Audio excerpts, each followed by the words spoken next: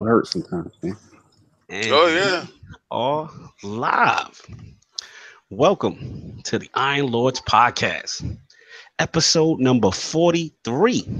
And it's another glorious Sunday, and we are back at the round table on the Lord's Day. We've got a very special guest, PSX impressions, Game Awards impressions, and the release of the Curse of Osiris DLC to discuss, so we're going to get right into it. I want to introduce a Lord whose energy and passion I respect out here in these gaming streets. Although this Lord's content is predominantly PlayStation centric, he is never afraid to keep it real with the Sony base, as well as engage in healthy debate with those who respect gaming. Introducing the host of the Gamers Who Play Games podcast and the Online Arcade, the Lord responsible for keeping the fighting game genre alive, and a proud member of the What's Up PlayStation.com nation. Welcoming back into the realm of the Lords, my man, Lord JayBari. How are you doing, sir? Hey, yo, man, that intro right there, I almost shut it down, man. Let's go. He's like, I do all that stuff. Yo, that's the intro right there. You know what I mean? You came on before the intros, didn't you? Yeah, it feels good to be on the podcast. You know, after that kind of intro right there. You know what I mean? Respect gaming, respect. But yo, what is good, everybody, man? It's your boy JayBari. Yes, sir. Back on the Iron Lords podcast, man. We're gonna be talking about it, man. It's definitely gonna be a movie this episode because PlayStation Experience is going on. A lot of stuff for Game Awards, and yeah, man. Just overall, it's just good to be a PlayStation gamer. You know what I mean? It might be a boring movie, but a big movie. Oh, here we go. Here we go. We gonna talk about it. We gonna really talk about it. And of course, we have the usual suspects at the round table. My co-host with the co-most, my brother from another mother, and the howl of the young wolf, starting that new job this week. My man, Lord Attic, how you doing, sir? Pretty good. Just chilling. About to talk about this empty PlayStation experience. Oh, this game. You know the funny thing? Promoting Game Awards, McDonald's eBay thing every 5 minutes. This trash festival. Oh my God! They got their guns out early. Today might not be the way you thought it was. Oh my God! And of course, we have our most technical gaming lord, the solo gamer who lives for the single-player selfish experience. Probably been more online profiled than Cognito this week because I've been offline. yeah. My man, Lord Sovereign, how we doing, sir? Chilling, man. Doing good, man. A little disgusted at boxing last night, but I'll let King get into that, and I'll just jump in. But the funny thing is, these guys got the PlayStation guns out, and the funny thing is, if you think about it, like JayBari's coming up Xbox. No, not at all. He's coming into a more, I would say, like all the Lords have PlayStations now. Not like last time he was on. Last time it was just really cool. Everybody owns a PlayStation now, so you should be in a warmer, more comforting environment. I don't know that that's going to happen. No doubt. Now, JayBari plays more Xbox than probably most of us. JayBari play games. People were posting those. Those emails that Microsoft sends out to tell you how much you played Xbox this year. You had more Xbox time than most Xbox hardcore players I know. Now stop with that nonsense. Yeah, I mean, when I had an Xbox, I was on Titanfall a lot. Like that was my game. You know what I mean? That's why if you guys are in Zaire group Bang Bang, I was like, yo, let's set up a lobby. A lot of people was running though. They would catch that fade. They would catch. Well, that is the only way to play Titanfall is on live. But anyway, here we go. And of course, the particular game he's talking about, that was the only way to play Titanfall on console. And of course, the excess gamer. Ooh. The Lord of Combat Sports, who is a man of his convictions and demands nothing less than that premium experience. Ooh. Beloved Lord King, how are we doing, sir? We are doing very disgusted. Very disgusting. My stomach. You know, you have this pit in your stomach. It's like a oh no. It's like, yo, you ever got into a car accident? You was like, I don't even want to go outside, look at my car, but you go outside and it was worse than you thought. You was like, oh God, like you just that automatically your legs start hurting because you got to go to the ambulance. You got to get out of here. You don't even want to be next to your car right now because the other car look all fine and your car's all mangled. Yeah. All right. Well, my car got mangled last night. I'm gonna keep this 100. I'm gonna keep it a million. This is a million. Last week was great fights. You had Bellator fighters, you had UFC fighters, and you had boxing matches. But I'm not gonna get into that. I'm gonna get into one boxing match very specifically. What happened? Because this was the boxing match that was. This is like Haley's Comet. You understand? You had two gold medalists that had 2 gold medals apiece that was representing, I don't care how they got here, representing their countries in our country. Now, you had one that was looked at as the golden child that had all the advantages, and you had the black sheep of the family that everybody wanted out, that always had it hard no matter what, that always had to persevere, that always had to push forward. And this was his fight. He chased this guy. You had Rigondeaux versus what's the black sheep dude name? Guillermo Rigondeaux, my Cubano brother. Shout out to Cuba. He was the pinnacle of Cuban boxing. He represented Cuban boxing. Even though Fidel Castro turned his back upon his brother, this brother, I have to tell you that this man, he swam through shark-infested waters not once but twice, people. Not to get out, to defect, to get out. He got caught the first time, and he had to go back. You ever thought you was gonna leave your mom's house? You said some real foul stuff, and you was like, "Yeah, I'm out of here." You know what I'm saying? But the place where you was gonna go wasn't ready for you, so you had to go back. That's exactly how he felt when he went back to Fidel. You understand what I'm saying? Couldn't look around. You know, he felt bad. Now I know I'm going on a little bit because let me tell you guys, I can't understate this too much. This was what Floyd versus Pacquiao was supposed to be. Oh, the action jump off. This, you know. When you had a master boxer versus a master defensive boxer, you thought that you was going to get that show. Now I don't care. I don't care when you strap up, when you put your gloves on, and you walk in that ring. I don't want to care about how much money you made. I don't care about how much that guy weighs. I don't care about if he's the A side and you the B side. I don't care how bad you feel about one thing. When you put your name on the dotted line, is death before dishonor. Facts.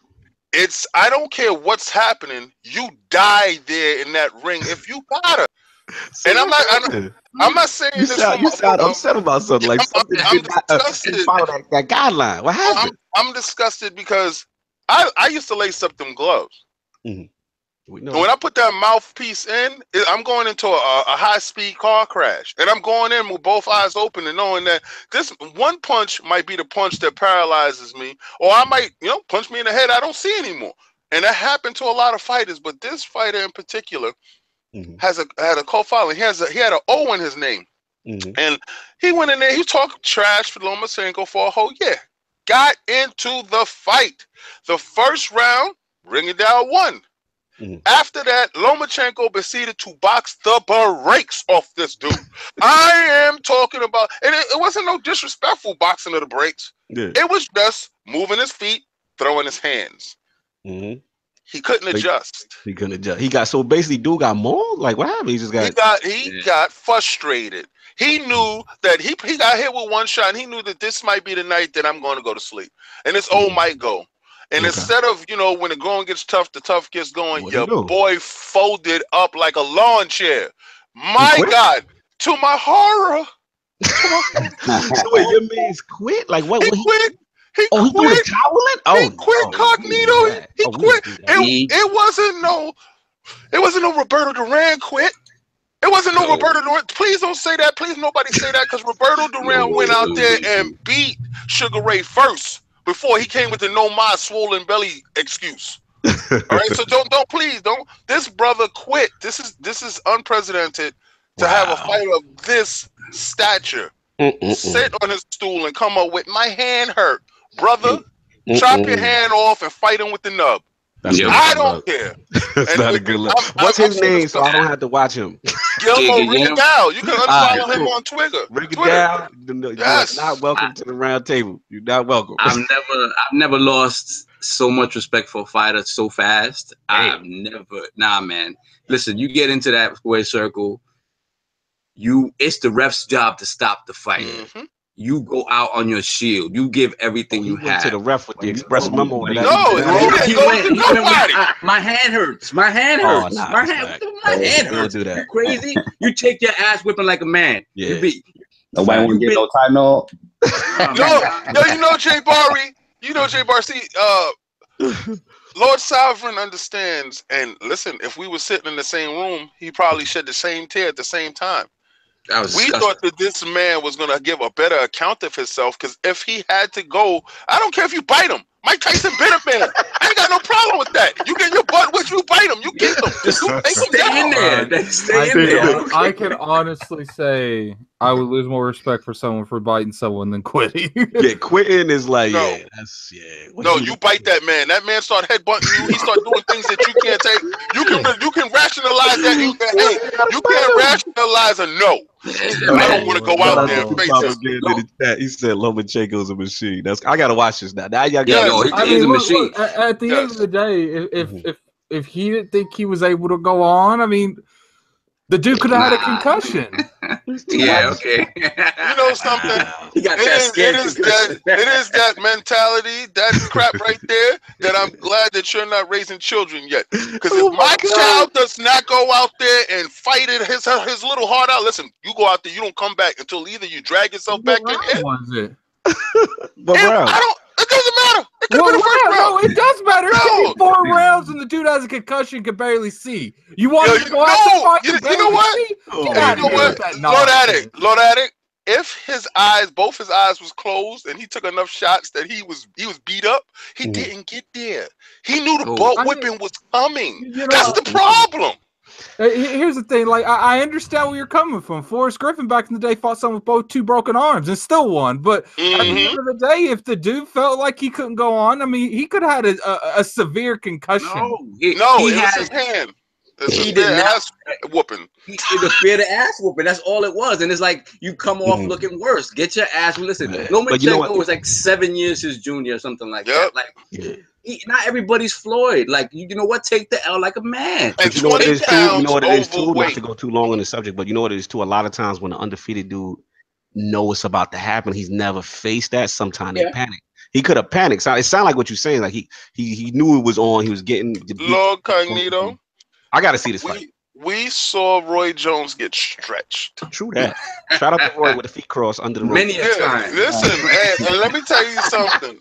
I would take my man getting stretched. Vitor literally broke his arm. Yeah, than what you saw last night. That's not acceptable. Jones still won. Yep.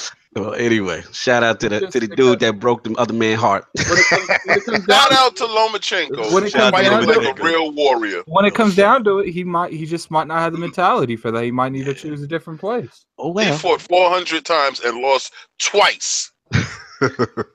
Oh well, and of course, it's got 2017 out, man.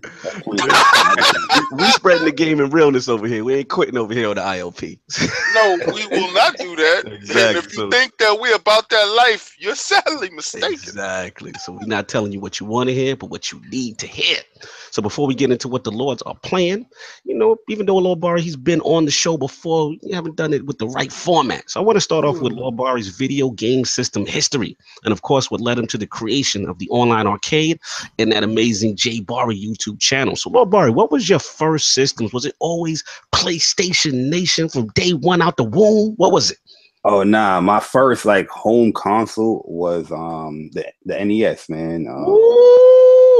Yeah, you know, because I was born in Jamaica, so when we came up here, the first gaming thing I got was a Tiger handheld. Shout out to the little Tiger handhelds that helped us out. We love that. Them batteries go out, we put them in quick. Nice. Then we got Nintendo. I pretty much had. I was like a Nintendo Sega dude before PlayStation. I was a huge Sega fan, like Sega fanboy. I was in them lunchrooms arguing. Wait, back it up, because we some Sega heads, kid. So what was the Sega joint you had? Like, if you like your first one, if you can remember. It was the Genesis, the original Genesis. Yeah. And the first game, it was Sonic that we had. It was the Tasmanian Devil game, and I used to love that shit. That was a good game. Yeah, yo, the animations that I was like, yeah. I was addicted, man. I was addicted. I love it. Then when we moved up to the Sonics and all that, it was like, all right. Now I respect it. No doubt. But yeah, man, I was a huge Sega fan, man. And that Sega's got me really into RPGs. Cause I played Ys. I think it was like Ys. Oh, remember Ys? Yeah, Ys. That was like my first ever RPG. That was a great game. Lord King, didn't you wasn't that the one that had wasn't it on TurboGrafx 16 or something too? Sega CD. It was on Sega CD and it was on Turbo Express. Yeah. Okay. I remember it being like a heavy disc game or something. Or maybe correct me if I'm wrong, Lord King. It was one of the first ones with an orchestrated soundtrack or something like that. I remember the music being crazy. True JRPG. Ys. Yeah, I remember that. Yeah, you saw Ys. Ys first when it came out on TurboGrafx CD. It was on Turbo Duo CD first, and then they brought it over here. I played it in complete Japanese and got to the end. I ended it actually. Wow. It was beautiful. It was a beautiful game to have. I still got my TurboGrafx. And I think correct me if I'm wrong too, look, I remember being in your crib, and I think that was kind of like one of the early games, like JRPGs, with like voice acting, right? It was. That was the big thing about it. It made us feel like we was watching Saturday morning cartoons. In Japan. Absolutely. Continue JayBari on that journey. So from Genesis. Yeah, man. Genesis, Super Nintendo. Then my eyes really opened up. Okay. When the Lord blessed me with a PlayStation.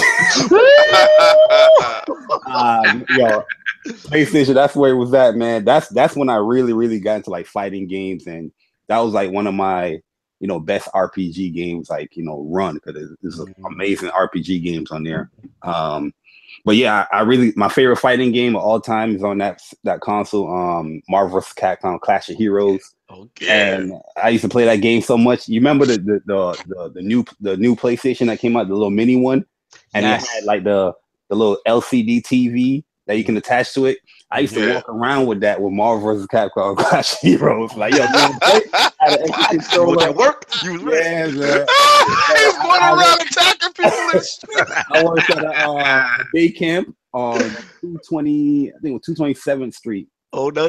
Shout out to the #1 train. That's right. Shout out right over there. Yeah, man. And then, yo, I used to hit these kids up there. You gonna play this right here? He was a PlayStation terrorist. That's where the fighting game. That's where the competitive aspect from Lord Bari started. I see. Okay. That and Ultimate Battle 22 with Dragon Ball Z game. And my Asian dude, he used to hook me up with all the little imports like Legends, those games. So. Yeah, man. That's where we all had an Asian guy. Exactly. Shout out to Lord Bari, because we all New York. Let me ask you, Lord Bari, did you know about the connects downtown for the early games back in the day, or were you had your man? You had your man that was Elizabeth and Canal. I didn't even have to go that far. You know what I mean? We go like on Fordham. Oh, he's Mr. Lee. Well, you and Mr. Lee for them Game World. There was like a little mom and pop shop right in there in the corner. We probably crossed paths in the past. I'm certain we've crossed paths. We probably just didn't know each other, but those were our spots, man. Yeah, man, get them joints early, bro. I was the loudmouth black dude that used to be behind the counter. So nothing's changed. No, nothing at all, sir. That's right. Official tissue, baby. Official tissue. That's what's up. So then you graduated, and then you probably stayed PlayStation since. Now, during that period, did Xbox even attempt to sneak in, or we stayed away from that? Like, where was Xbox? Like when it came to Xbox, like the original Xbox, I never had an original Xbox, but I had a lot of friends that had it. So even at the time when I was in college around that time, that's when I used to get into the Halo and all that stuff when people just play split screen and all that stuff there. Dope. But never really I never really got an Xbox until 360, early 360 in college. Nice. But you know, things happen where red rings and you threw a shot at him. You threw a shot early. That's the only reason why I got off of Xbox. I had mad issues there. In college, like you wasn't really getting that much money like that. So facts. I had an Xbox 4. I had a PS3 because it was. Damn! Sorry. And it hustled me too because I didn't know the difference between like the core bundle and like the premium. I was just happy that I got me a console. Got this core trash that you had to buy all these add-ons just to get it official. You know what I mean? And then it was 20 gigabyte hard drive. Yeah. He had the GameStop dude work him. And that joint messed up, and once it messed up, that's when I went to place it. I was on a basketball team, and we got a refund check back. I went to the mall up in Palisades Mall, New York, right here. So you hear that New York talk, King? That's New York. Yo, listen, I'm hearing him.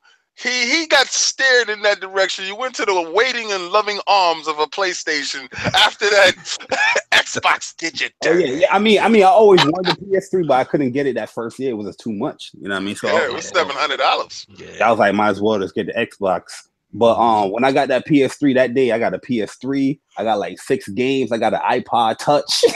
That sound like somebody caught a lick. That's when that scholarship money came back. I was like, all right. Shout out to them college refund checks. Shout out to eating noodles after that. I mean, but the thing was different because, like I said, I was on the basketball team, so we used to get like fed, like we was getting treated good. So that's what's up. I still had the noodles on deck, but we was good. No but doubt. Man, when PS3 never looked back to Xbox after that, man. I got you. Until the Xbox One. The funny thing about it, Xbox One, I've bought more Xbox Ones than PS4s. You know what I mean? I had 3 Xbox Ones. The original joint with the Kinect, the Elite bundle, and the S. Wow. Everybody said I'm the crazy fan. So you're one of the people make fun of, right? The people that but the crazy thing about it, the reason why I bought that much Xbox Ones is because I really wanted to give Xbox a try. And each Xbox that I bought, it was a fix for an issue that I had with Xbox. You know what I mean? So I bought the Elite bundle because it was I don't know how people was gaming on Xbox and that controller because dead zones was just crazy. I was like, I can't even play Tomb Raider right now because it's dead zones. You know what I mean? So I bought the Elite bundle because you couldn't get like a Elite controller at that time by itself. So that was the easiest way to get it because the controller itself. Smartest way to get it. I was smart. Yeah. And the Elite controller that was good because it did fix the dead zone issues. You could fine tune it and all that stuff. And then I was just like, the S, I mean, I just bought that because that was just a good looking console, you know. Let me get that. No doubt. But with the new console, I was like, nah, I can't do it, man. That's already 3 right there. That's all they getting right now. Not even my main console. That Well, after this, you might be running out to trade your joint and go get that Echo. Nah, I don't even have an Xbox no more. I don't have no Xbox. Oh, all right. So then you'll just be walking to the store to get them fresh bucks up. After that PlayStation experience, man, just trade in that Pro. No! Don't do that. We're definitely gonna get into the PlayStation experience because I'm still mad and disappointed. We're gonna get into it. 2018, just January alone, Xbox, Switch, whatever, don't over compete. We're gonna get into hold on, Bari. Hold on. I know you're ready. You got your gun wrapped up. I'm wrapped up. Hold on. We still focusing on you right now. All right. So online arcade stuff. Yeah, I want to get into, and I want to get into before you get into online arcade, I want to get into your top 5 game franchises. So that's the new joint we're doing on the ILP. So what's your top 5 of all time? Any system? Right. Yeah. The top 5 franchise or the specific game? Either or, whatever comes to you. All right, well, I do like the first 2 is going to be franchises. So my top franchise of all time is Final Fantasy. You know what I mean? That outweighs anything out there, in my opinion. I love Kingdom Hearts as well, so I'll put that as 2. I definitely put Metal Gear up there as well. Yeah, and I specifically for Metal Gear 1 and 3. I love those 2. Snake Eater was my favorite. I gotta ask you a quick question, real quick, Lord JayBari.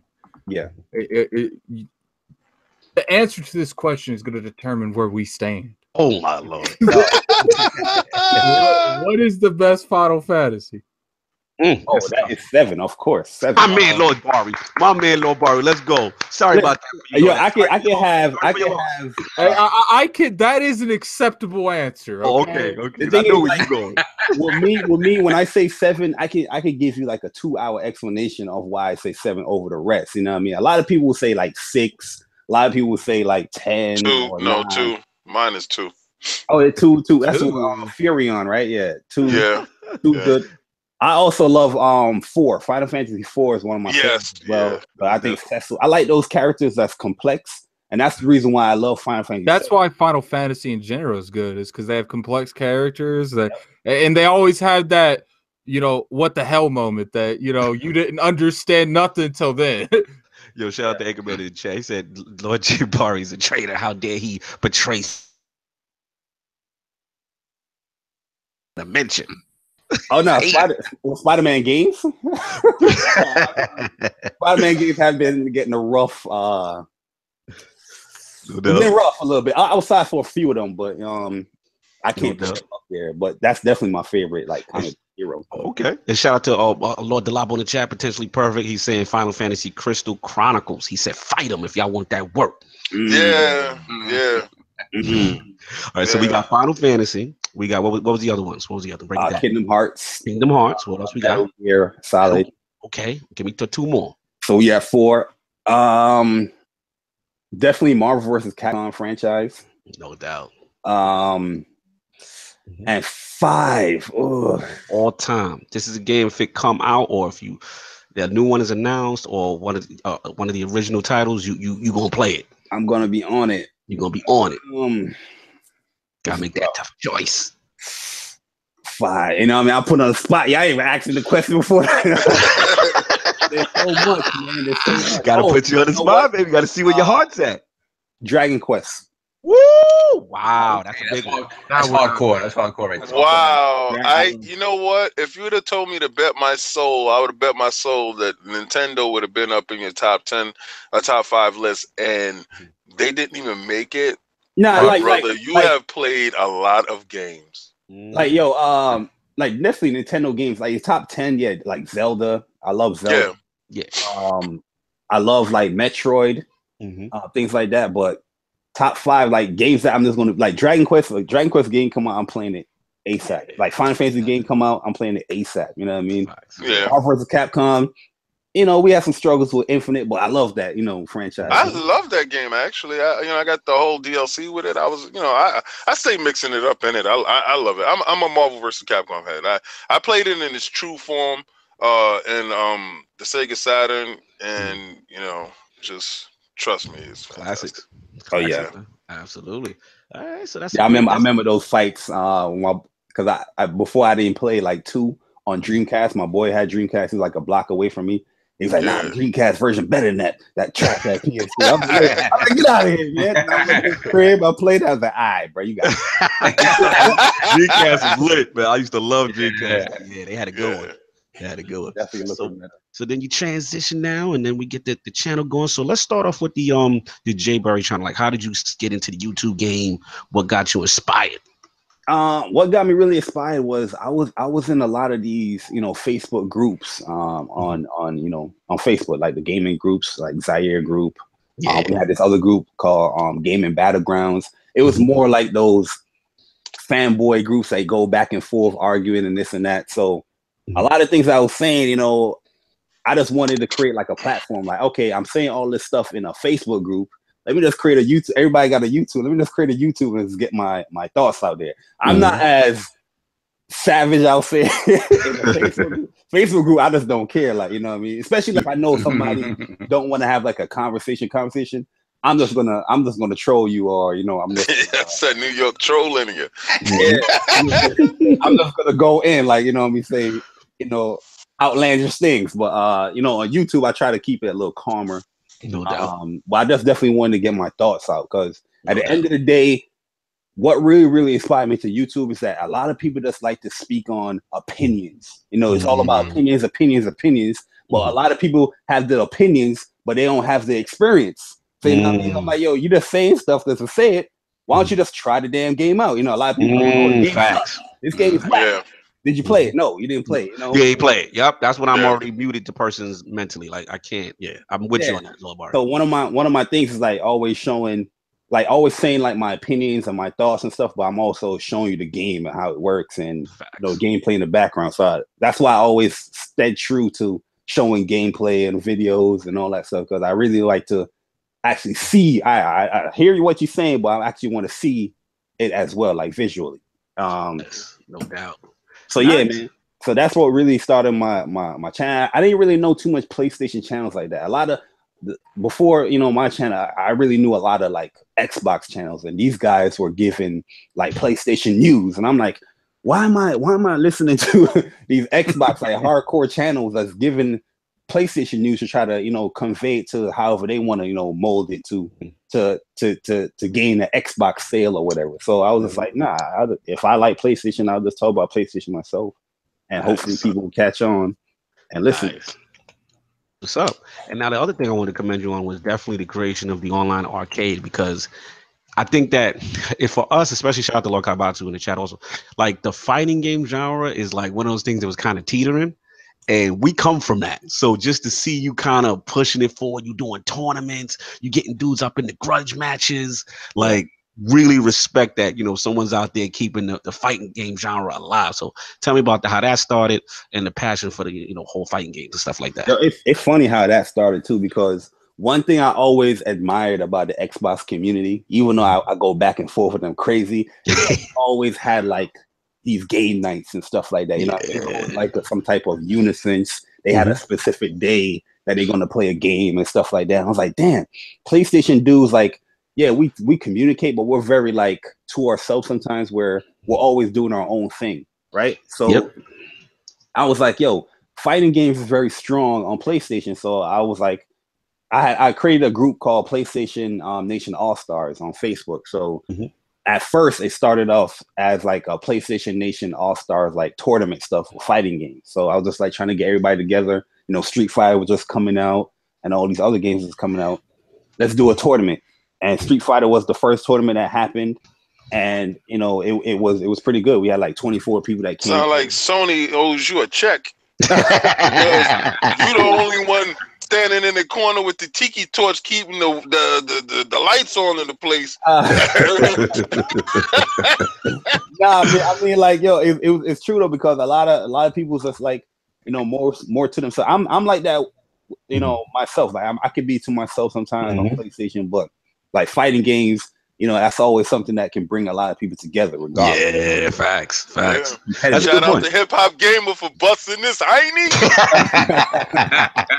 No, that's a good point though, because like you said, like Sony's predominantly known as these great single player experiences.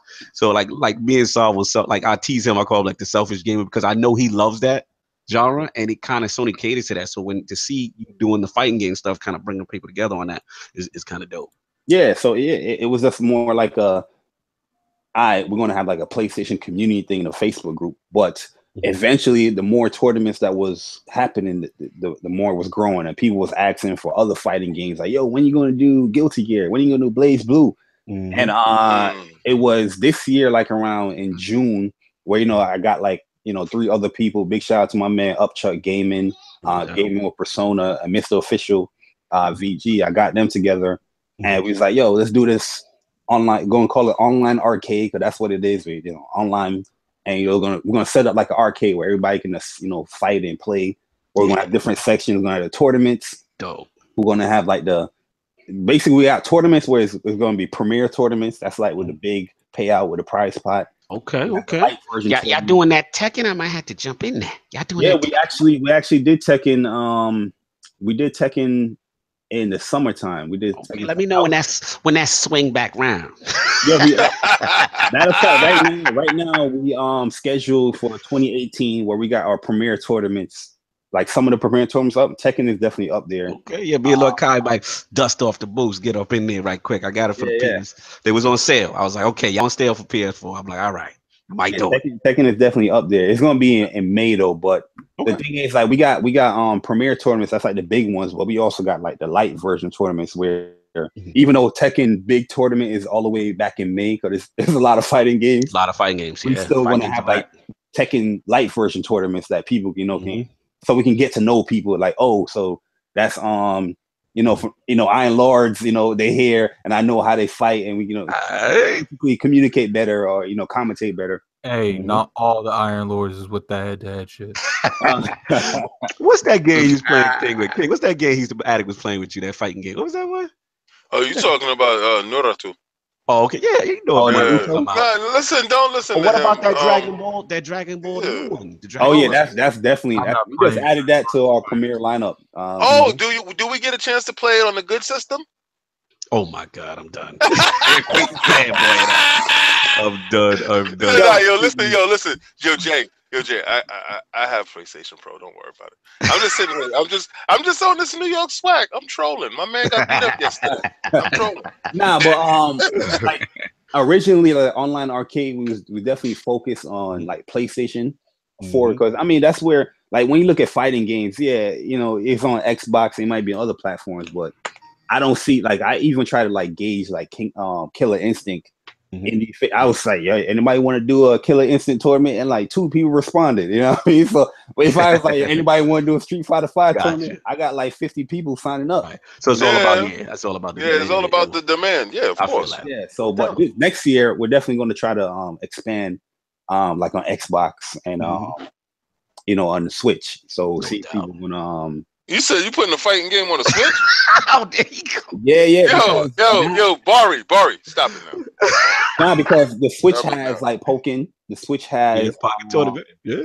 If it's doing those little, those 2 shaders in the corner, you got 2 blobs fighting. Yeah, I hear that. Squiddy 2. The Ultra Street Fighter 2. No, they ain't got that. You talking about the old ones? All right.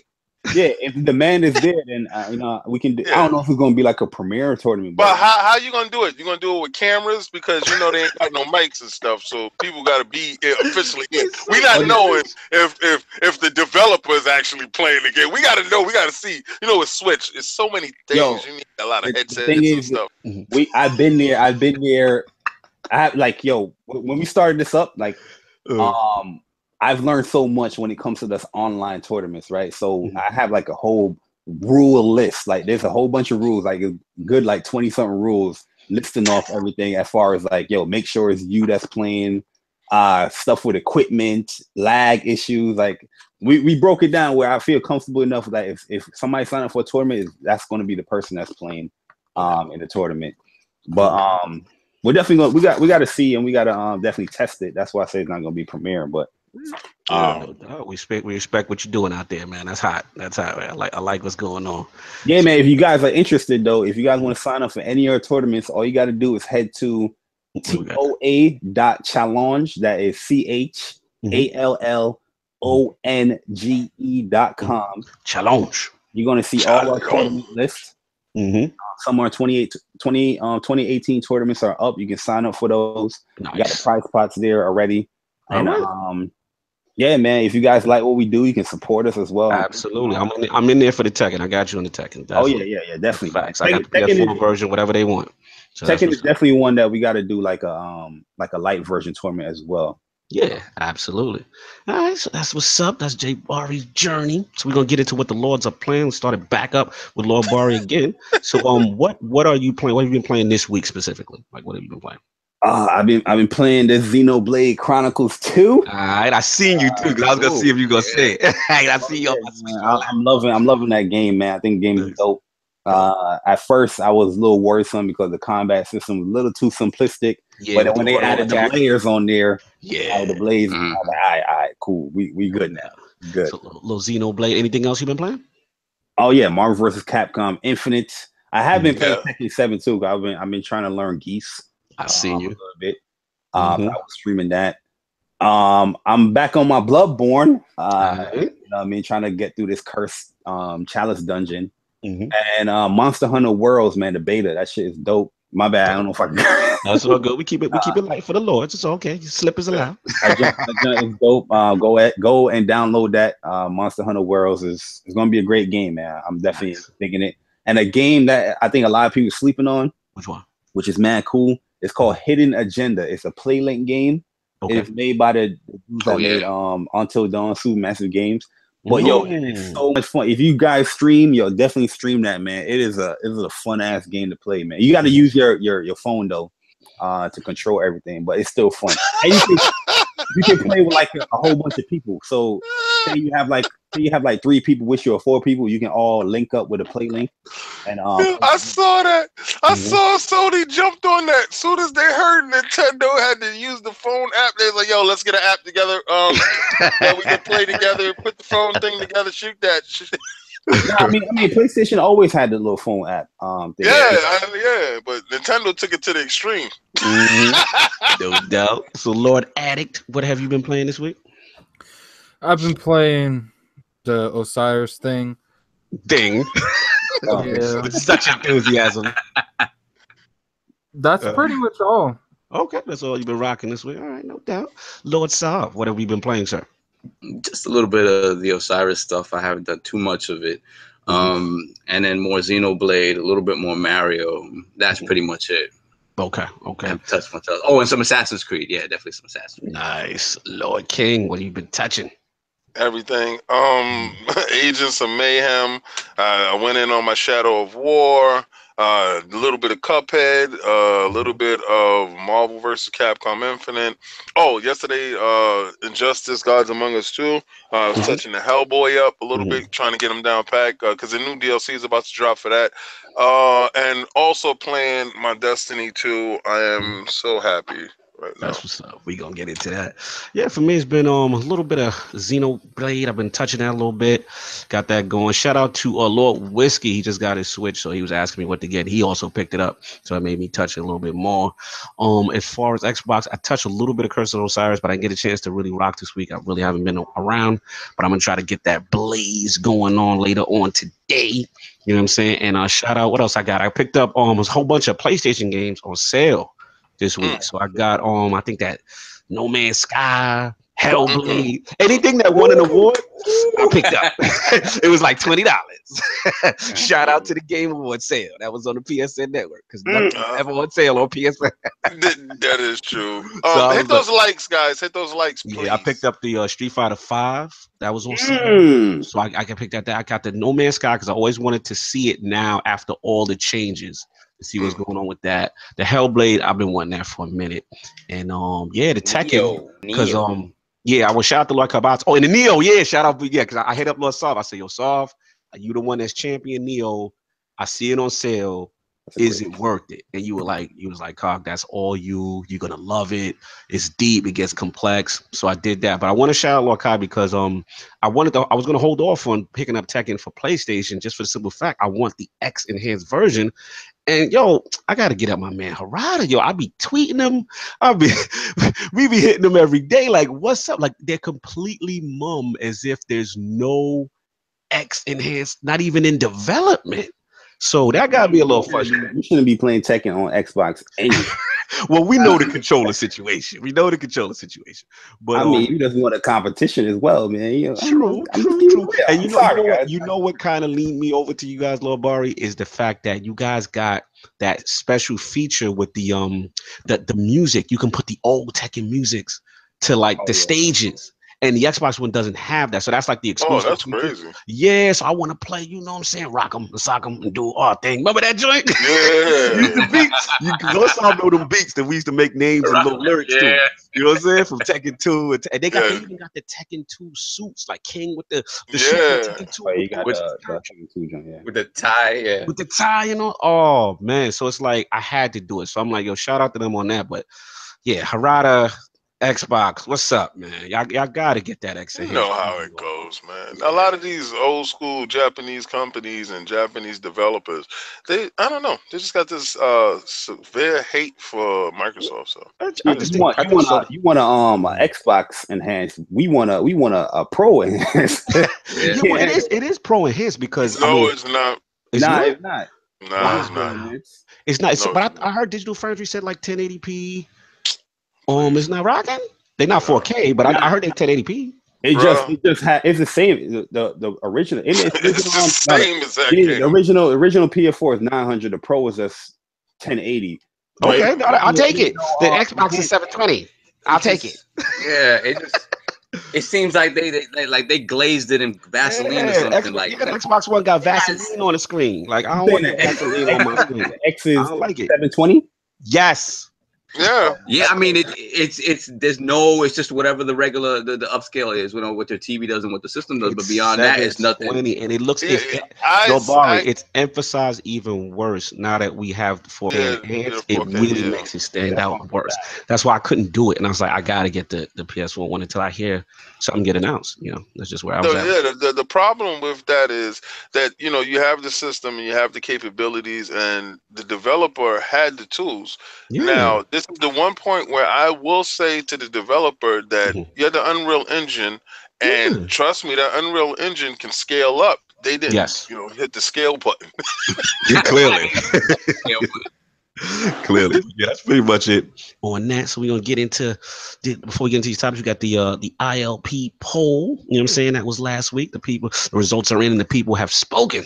So to the question, in the wake of the PUBG frame rate controversy, if the Xbox One X is capable of pushing 60 frames per second in a competitive multiplayer game when the Xbox One S is unable, should a uniform frame rate 30 frames per second be used?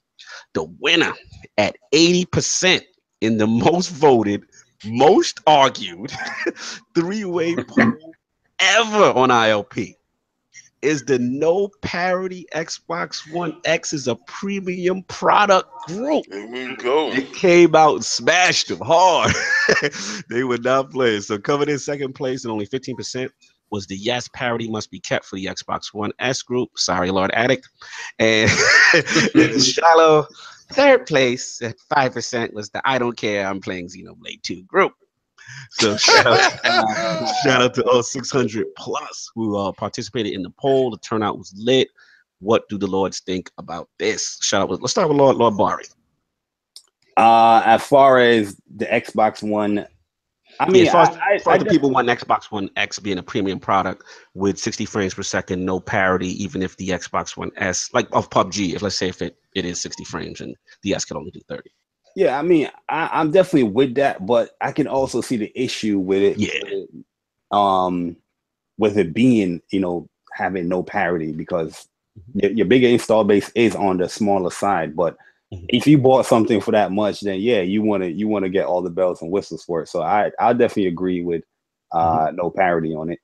No doubt. Yeah, it was intense, man. A lot of good arguments, and shout out to Lord Xbox. He's in the chat. I know he was repping it with Lord Addict on the as far as the parity and stuff like that. So we definitely understand what they're saying from a competitive standpoint. I don't agree with Xbox guys calling people with S's like peasants though. Shout out to Lord King. Shout out to Lord King. More porridge, sir. May I please have more porridge? Get him out of here. Why is he in my realm? I'm saying, y'all was there last year, man. You know what I'm saying? Yeah, we wasn't. It's called moving on up. It's called the Jeffersons. It's called we got a deluxe apartment in the sky. Lord Addict, I'm curious. I know you were championing the other thing. What did you feel about the poll? You still holding firm? Yeah. I feel you, baby. Hold that. That's right. You hold your square. I respect that. So you're out of control. Okay. The Lords have a new poll coming up at the end of the ILP Twitter. So stay tuned at the end of the show. So we're gonna get into these topics. Lord Saul, we had an experience that happened this weekend. Let's talk about that. So this is what I get for calling PSX out. Calling it as my topic. I'm like, PlayStation's gonna drop some hot stuff. Let me get on this early. It was a bit of a snooze fest, or it has been. It's still going on. There's still some stuff going on. I said it before, like that was their premiere show, even more so than E3. And I don't get it. Like for me, honestly, they just need to focus on E3. Mm-hmm. And PSX is trying to get bigger and bigger every year, and it's like they want to hold it down. I would just say Rocky 3, make PSX this whole blowout thing where you blow the roof off of everything and show everything that you want to show for 2018 and beyond.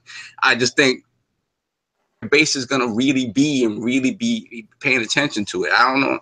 Paris Games Week, Gamescom, I don't think they need that. So it's low key, you know. Okay. So going into the big stuff, right? We didn't really get release dates. No release date for God of War. We have a release date for Shadow of the Colossus, which is February, I believe. Right. We don't have anything concrete release-wise for Days Gone. Right. Detroit has no date either. They're saying that it's coming. God of War, same thing. Detroit, I don't think has a date per se. They're saying it's 2018, but they haven't given it a date. They say spring. Gotcha. They say spring. Yeah. Shut up. Spring, right. Right. War, same thing. No date. So that sort of stuff, like I was expecting more from that. I was expecting something concrete. So that was a little bit disappointing in that regard in terms of the big releases. In terms of like new stuff that they talked about, they doubled down again on that VR. I have to say, I'd held off on it. What is gonna be my Christmas and / birthday present this year? I'm gonna do it. I'm gonna jump in. I'm gonna get that 350 bundle. I'm gonna get the 350 bundle and do it. I'm gonna jump in and I'll have impressions on that in the new year. The Medieval remaster, that was cool for all the old school PS1 heads who played Medieval. I know Lord Kaibatsu, he loved that back in the day. Like I was saying, the VR stuff, like the Trico thing with The Last Guardian, the Wipeout stuff, Prepare to Vomit, playing Wipeout in VR. But that stuff was cool. The Mega Man love. The Mega Man love. The Mega Man and the Monster Hunter, I have to say, was cool, man. Mega Man's been getting some love after getting shafted for years, and that travesty that was Mighty Number 9. So it's good to see Mega Man. That's exactly what I saw when I saw that Mega Man. I looked at it, I was like, this is what Mighty Number 9 was supposed to be. Exactly. So in terms of the big stuff, yeah, it was a little disappointing. I was expecting more. Small stuff, though, they always sort of bring it when it comes to PSX, and as it should be, because it's completely PlayStation centric. So you want the entire, to kind of attack the entire catalog. So they talked a little bit more about Patapon, bunch of other VR games, Shooty Fruity, smaller games. So, Guacamelee too. Yeah, I know, Shooty Fruity. A lot of VR, man. A lot of VR. They're doubling down on it. So I'm happy about that they're not backing away from it. Particular question for JayBari. Bari, did you see that Omen of Sorrow, that fighting game? I know there's a demo out. Yeah, I played it. I haven't got it yet. How is it? It looks fantastic. It's a little rough. It's a little rough right now. You can tell like this is like way like pre-alpha stuff. Certain things they got to fix on it. The grab range is way too long. There's certain little things. I feel like it needs a little bit more touch. It needs a little bit more pop with the background. It definitely needs like an announcer and like a sound. It just needs its own like personality for it to even do good. But we did an interview. The look of it reminded me. Now go ahead. It reminded me of the SNK games. It reminded me of sort of the SNK games. That's why I like the look of it. Kind of drew me to it. Yeah. It has like SNK Mortal Kombat kind of feel. It's a mix between those two as far as movement wise. But it definitely is a little rough on the edges. You can download it right now. You can download it right now on the PlayStation Store with the demo. But those are my people. A1 Games, like I said, we did the interview with them. They mad cool as hell, man. But I keep it real with them, man. I'm about to hit them up on Twitter. Your game what's going on? But it's rough. It's rough in the streets, rough around the edges. Yeah. Cause you can tell if that game came out today online, it is gonna be a mess because people are grabbing on Wake Up all day. So they grab Are they grabbing down the block like? Yo, the grab range is crazy in that game. I was like, I'm playing the computer. I'm like, wait, you just grabbed me out of a special? Like, what is going on? What's going on right now? And the computer's on easy, bro. Like, wow, crazy. But, the two characters you can play is pretty dope though. But It does feel like the fluidity needs a little bit work. Just it does need a pop. It looks good. It's in 4K and all, but it needs to. It don't pop. It just look like a generic fighting game, but it needs its own personality for it to strive. No doubt. So, Lord Sav, what else you stood out for you for the PSC? Back to the AAA stuff. Media Molecule finally came back with Dreams, and it seems like they got away from that scary looking Jim Henson like Fever Dream art style that they had before. It looks a little more inviting now. They talked a little bit more about Ghost of Tsushima, a little bit more of The Last of Us. So let's get into the format and what people were not happy with the format. And the panel stuff, all that panel stuff is great, especially when it's a centric event. I have that in lieu of having your press conference with the big reveals and the trailers and stuff like that. Right. It's like they chose one over the other, and I think they need to expand the whole experience and have both of those things and have this be their blowout show for the year. Even bigger than E3, I would say. I mean, and that was the beef I had with it. I like the panels. I like seeing behind the scenes stuff. I like, having Cory Barlog on stage walking people through, what's going on in God of War and stuff like that. That's all fantastic. Just not instead of. Gotcha. Big trailer thing. So that's the beef I have with it. Let's get Lord Bari on one. We got PlayStation Nation in the building. We need it from the source. What was your impressions? What did you feel about the PlayStation experience, and what were your standouts titles as well? If Omen of Sorrow is rough, PlayStation experience was horrible. I definitely don't agree with the whole panel thing because PlayStation experience, you're going like the show floor and stuff. People come there. You have the choice if you want to go to the panels or play the game. Like the whole weekend is going to be a whole bunch of panels. So I didn't expect them to. I know they was going to have a different format, but I didn't think they was going to have these panels and devs talking about the games, and you're not really giving us real information about the games anyway. Like you came out there, Cory Barlog, respect this guy, love this guy to death, but he was an asshole during that whole 30 minutes.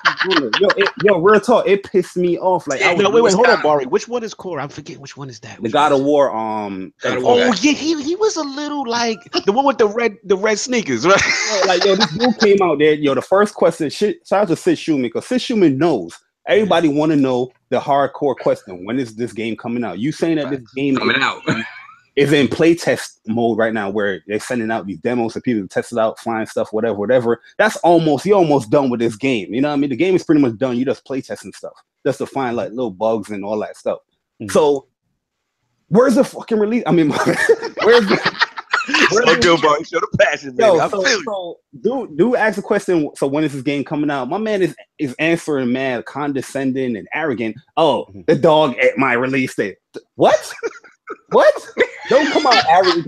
People flew out all the way, from wherever. If I was going to, Sony told him he couldn't talk.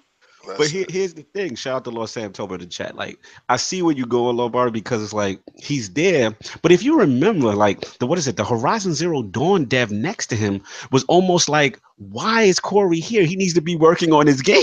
Horizon Zero Dawn. That's my dude too, Herm. Yeah. He should be asking himself, why am I here on this stage? Your game is already out. We don't need more information about Horizon. You got your game.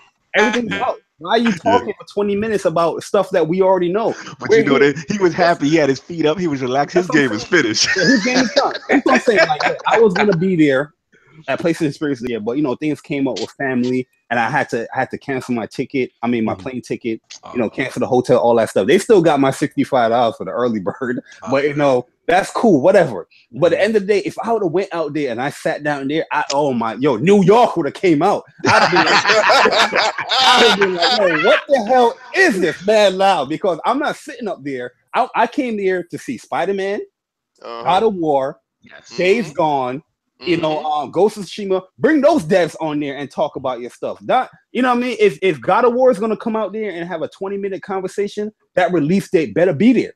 Better be there. Yeah. People are flying out from all over the world to go to this area. You're not going to. It might be 2019 for you. No, it's definitely 2018. I'm just trolling. I am just trolling. It's definitely 2018. But yo, the thing is, this is what pissed me off even more. When Detroit came out and they had an actual demo, something, you know, right? It was the same kind of, you know, from the first trailer, but it was the same thing from E3. Demo, but right? I'm gonna tell you right now, not to stop you, Bari, Lord Bari, that Detroit demo was lit though. Y'all wasn't feeling it? Yeah, that was. I definitely liked it. It. But I'm saying, this is the point I'm trying to get is, go for it. The fact that Detroit is coming out later, as far as Detroit saying spring 2018, God of War is saying early 2018. How the hell you don't even have like a new demo or something to show off for God of War, or even a release date? But Detroit is telling you at least you got a release window. You know what I mean, like spring. And they have a playable demo on the show floor. God of War doesn't have nothing on the show floor. You can just take a fucking picture with Kratos.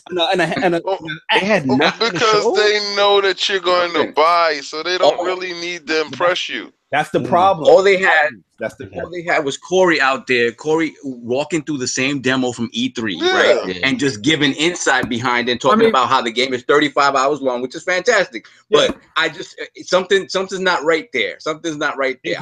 Let's be real here. They're doing the same thing Microsoft has been doing.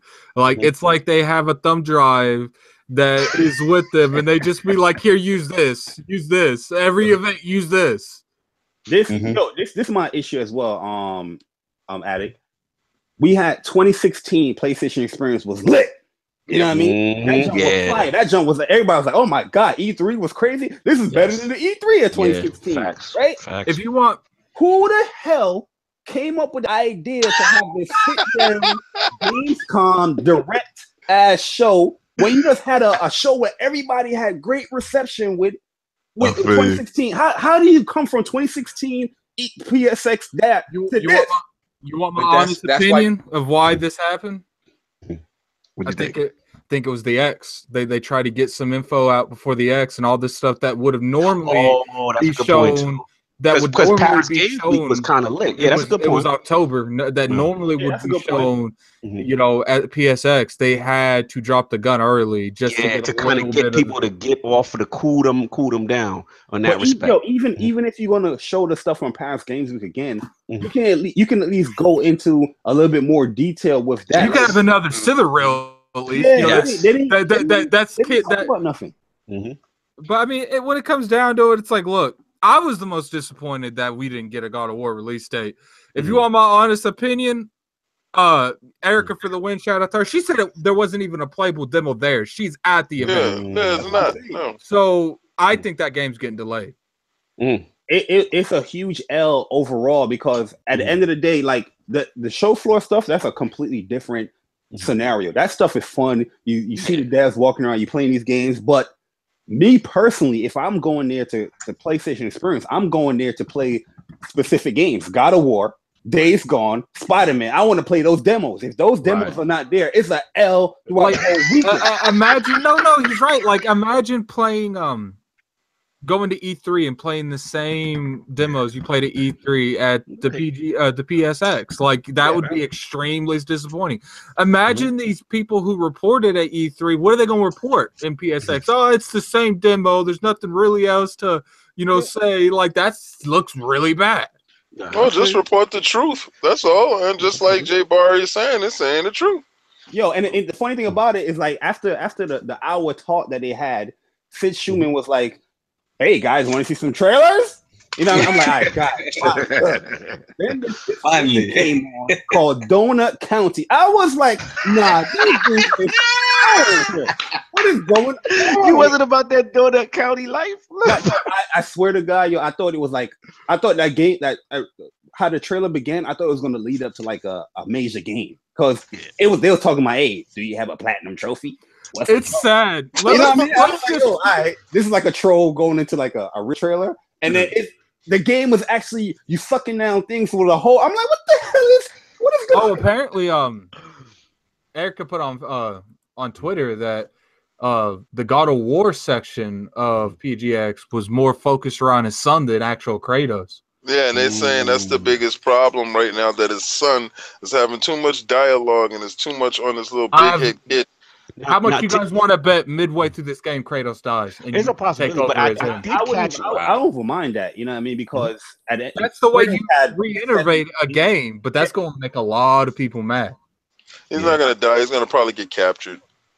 Could be. I mean, I know when they spoke to the dev, he was speaking about that, and he said how like that trick. Because a lot of people were upset that they felt that the kid had too much banter, and you know, he was saying that was almost a demo. He was like play testing a demo of implementing that tech because it wasn't ready. So to Lord Addict's point, it still may not be ready because he's saying now that they've scaled that back since that initial E3 trailer, where I guess Paris Games Week, where the kid was talking too much. So I still get the vibe that he's crying. He looks stressed, man. you know what? That's a crazy like thing to point out to people. This is a young kid. This kid is gonna be silent while his father is fighting trolls and shit. Like, absolutely. Let's be real here, guys. Like, the kid's gonna say his little joint. You know what I mean? Right now, he probably in the training stages. He look a little cocky. My honest opinion, I think they intend on God of War being around for a few years, and I think if something doesn't happen here. I think, you know, Kratos might die at the end of this one or at the beginning of the next one. He may be the new Kratos. Shout out to Michael Lugo in the chat. Yeah, they trying to say the same thing. There could be different scenarios. Kratos could become a god of whatever universe they're in now, and let them do that crap. Let them do that crap. And they're gonna find out what goes wrong. The same way Halo 5 did that crap. They'll bring Kratos back at some point. How much? That's what I meant. Like, he comes back as a god or something. Like, we don't want that. We don't want that. Give us our Master Chief. Give us our icon. If that happened, how much you want to bet they're gonna turn that into a revenge story? And his son goes through the same thing Kratos did to avenge his father's death. It's possible. Guys in that lore. I wouldn't even mind that at all, man. I think that would be dope. Kratos you got 8 God of War games for Kratos, man. Like, you know. Yeah, we're gonna have 9 and 10. Let's go. I don't think they should rush it, but if it happens, it happens. No doubt. But I don't care about his son. Let that be an indie title in the bushes. Even when he's sitting down, he didn't even go into detail about that. Like, give us more information about the son or nothing. Hey, that dude was there just to troll. He was there just to troll. OG Mac in the chat says they're going to do a Gears of War 4. I think they can do anything better than what they did in Gears of War 4. No, we're gonna see. I mean, the focus seems to be shift towards more of a cinematic experience. I feel kind of a Last of Us kind of formula. I feel like they can do a very good job if they do it right. If they wanted to do something like that, like, you know, have it to where the next games took place like 10 years later, and Kratos' kid is grown and he's trying to avenge his father's death, and he starts getting help from, you know, what are they in the Nordic? Mythology? Yeah, I mean, he starts getting help from them. I mean, Kratos could even turn into a Nordic god. I mean, there's so many different areas that they can go into that. Don't listen to Addict. I don't want that game. All right, so that game that he's talking, put that inside their preview program in the bushes. I don't care about that, man. All right, look, let's get your impressions of these PSX, because I haven't get a chance to speak to you about this. So, did you get a chance to see anything? Okay, yeah, I saw that thing. And you know the best part about that PSX experience? Your wild out dude that had, you know, the buddy cop game that he got. Not Game Awards. That was Game Awards. We gonna get into him. Then there you go with my PlayStation experience. Nothing. I thought PlayStation experience was later on yesterday. There you go with my PlayStation experience right there. It was like in the morning. I was like, yeah. I just watched the rail that IGN had, just explaining everything that was announced. Let me keep it 100% funky. I don't care about these dudes, be honest with you. I purchased their games for their single player experience. When they drop, they drop. I'm looking forward to God of War. Yes, of course. Okay. I'm looking forward to Days Gone and all this other stuff. I'm hearing that. All I'm hearing is bad things from the show. And it seems like they pulled a Microsoft. Remember when Microsoft did that stupid format that I hated, that I panned? And it was doing the sit down panel, and they had those 2 women there that didn't know what was going on. And it was at the Gamescom, right? Wasn't it the Gamescom? Yeah, it was a Gamescom rehash trash. Yeah, it was disgusting. And Same way I was disgusted with them. I understand PlayStation people are disgusting with this. I feel you guys. I feel you guys' pain, and I have a pro.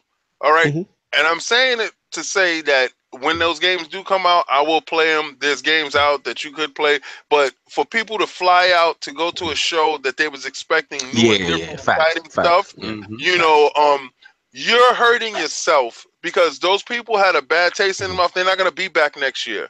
All right, and they're not gonna sit there and they're not gonna blog about how great your experience was, because if JayBari is telling you, and he's a PlayStation dude, and he's telling you, I'm disgusted with what went down, you're messing with your core. Right. You understand? And I'm trying to get him to get an X. So,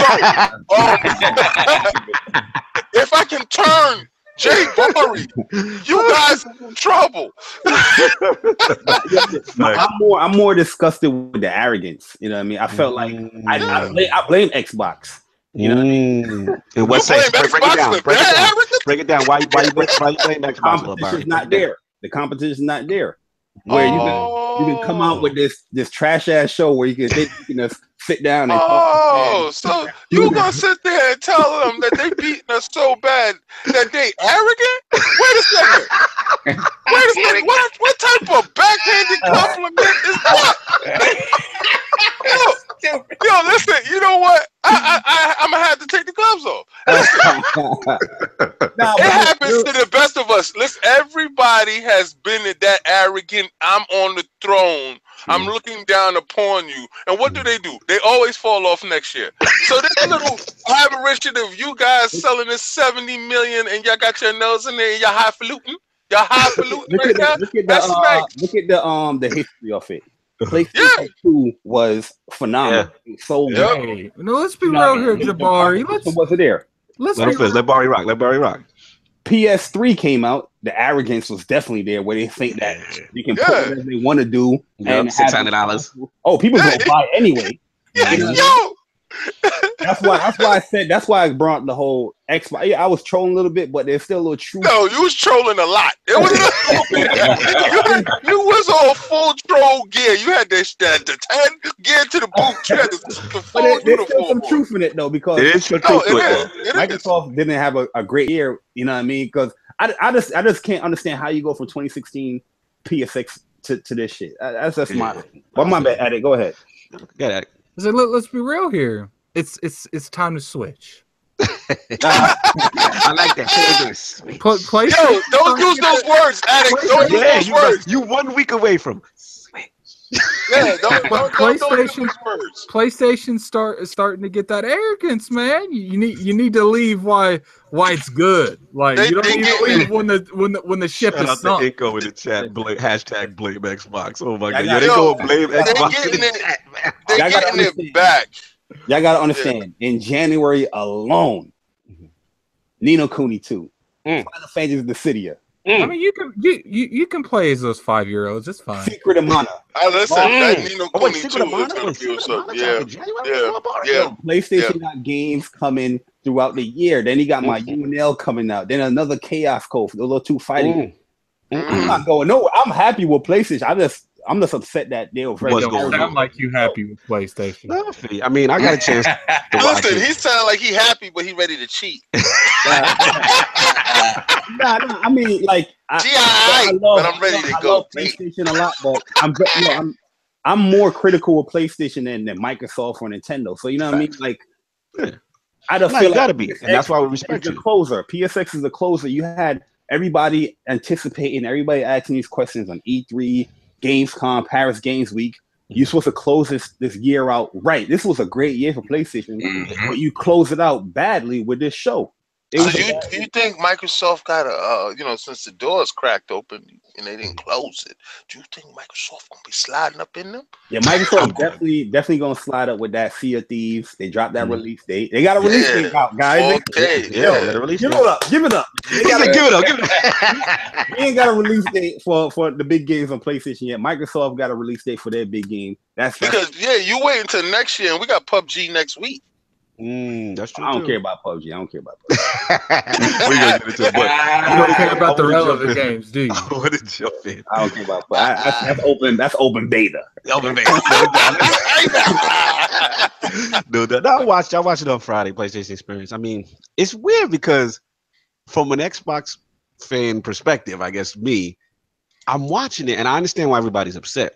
But I'm looking at it like Microsoft doesn't do anything like this. So I'm like, wow, this is cool. I can get some background information on the game or get, them to sit down and stuff like that. Now, I know where the Sony guys are coming from, where the last two PSXs was like really lit.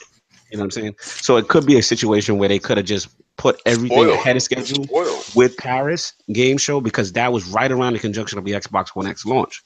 So I'm like, okay, they may have did that to kind of block them, to get the mind share here. I can agree with that. Yeah, and then come PSX, remember, then they had the game, in Sony's defense, they had Paris Games Week where they had to throw Xbox One X. Then they had the Game Awards. You got to give the Game Awards something, right? Because everything, Jeff Keighley wants some new premieres. They want to get the crowd hype. So they did the Death Stranding out there and whatever. Now, I agree with Lord Attic where they can't be showing the same trailers over. I am not a fan of that. Do not spit the same bars that you spit yesterday. You cannot do it. They're doing the game versus. I gave Microsoft that work when they did that with Gamescom. Yeah, like we went in on Microsoft at Gamescom. We like, you cannot be showing E3 trailers. You can't show that. What was funny is we were making a joke that that's where I got the thumbnail. The thumb drive reference. We were saying Phil Spencer got that in his wallet. And he just goes everywhere and gives that to the person who does it. Thumb drive Kojima had on the Game Awards and then bring it over to the PSX joint and be like, okay, here it is, without anything, for the most part new, besides him coming out with the jetpack thing on his back. That's part of the game. Yeah, and then bring him on stage. He didn't talk about nothing. I still don't know what's about. What was that about? Yeah. Oh, we. My first time I met Kojima when I lost his game code at E3. I'm like, that's nice. I'm not here for that. Dude's having bar talk on a conference. Yeah. Right? It was fireside chats with Sony. I'm like, I don't care. Yeah, like I'm a fan, and I'm sitting here thinking, like, how is that even relevant to this game? Like, how is that relevant to this event? And when I knew it was going to go left is when they had all them couches, and then you start to see the people fill up. Oh, yeah. And now you still realize it's like 3 more couch spots left, and I'm like, oh man, they gonna talk. They had the college dorm couches in there. Yeah. I'm like, nah, man.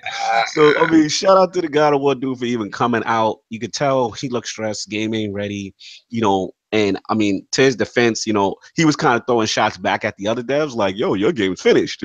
You know what I'm saying? Like, and what you call it, the Horizon Zero Dawn dude. And, it was just a lot of filler. Me personally, I'm such a Detroit Become Human fanboy that I actually like to see that demo when the dude showed it. I think that game is gonna be phenomenal. I'm very hyped for that joint. That was cool, but I'm just saying, like, yo, to finish it off for the people that actually stayed up to watch that. Yeah. I announced, Detroit Becoming Human demo, PSN store right now. Go download it. You know what I mean? I was looking for that type of movement. Yes, I agree. And it definitely wasn't that. So I mean, the only other thing I want to shout out Lord King though is that as much as I give Sony a lot of crap when it comes to peripherals and not supporting it, they are doubling down on VR. It's the wave. Yo, you remember, guys? Mm-hmm. Remember when I was on here and I was out preaching the PSVR gospel, and y'all was I don't know, Jay. No, you and King. I was hating. Yo, JayBari, I got that system with every game. They did me dirty in the beginning for jumping out the window, hanging out with these guys. They definitely did me dirty with the new system that they're coming out with, and I feel it. I was an early opter, and it's okay. I understand. I know the problems with it. I thought it was just me having these problems. But I got on Reddit and I saw, what was going on.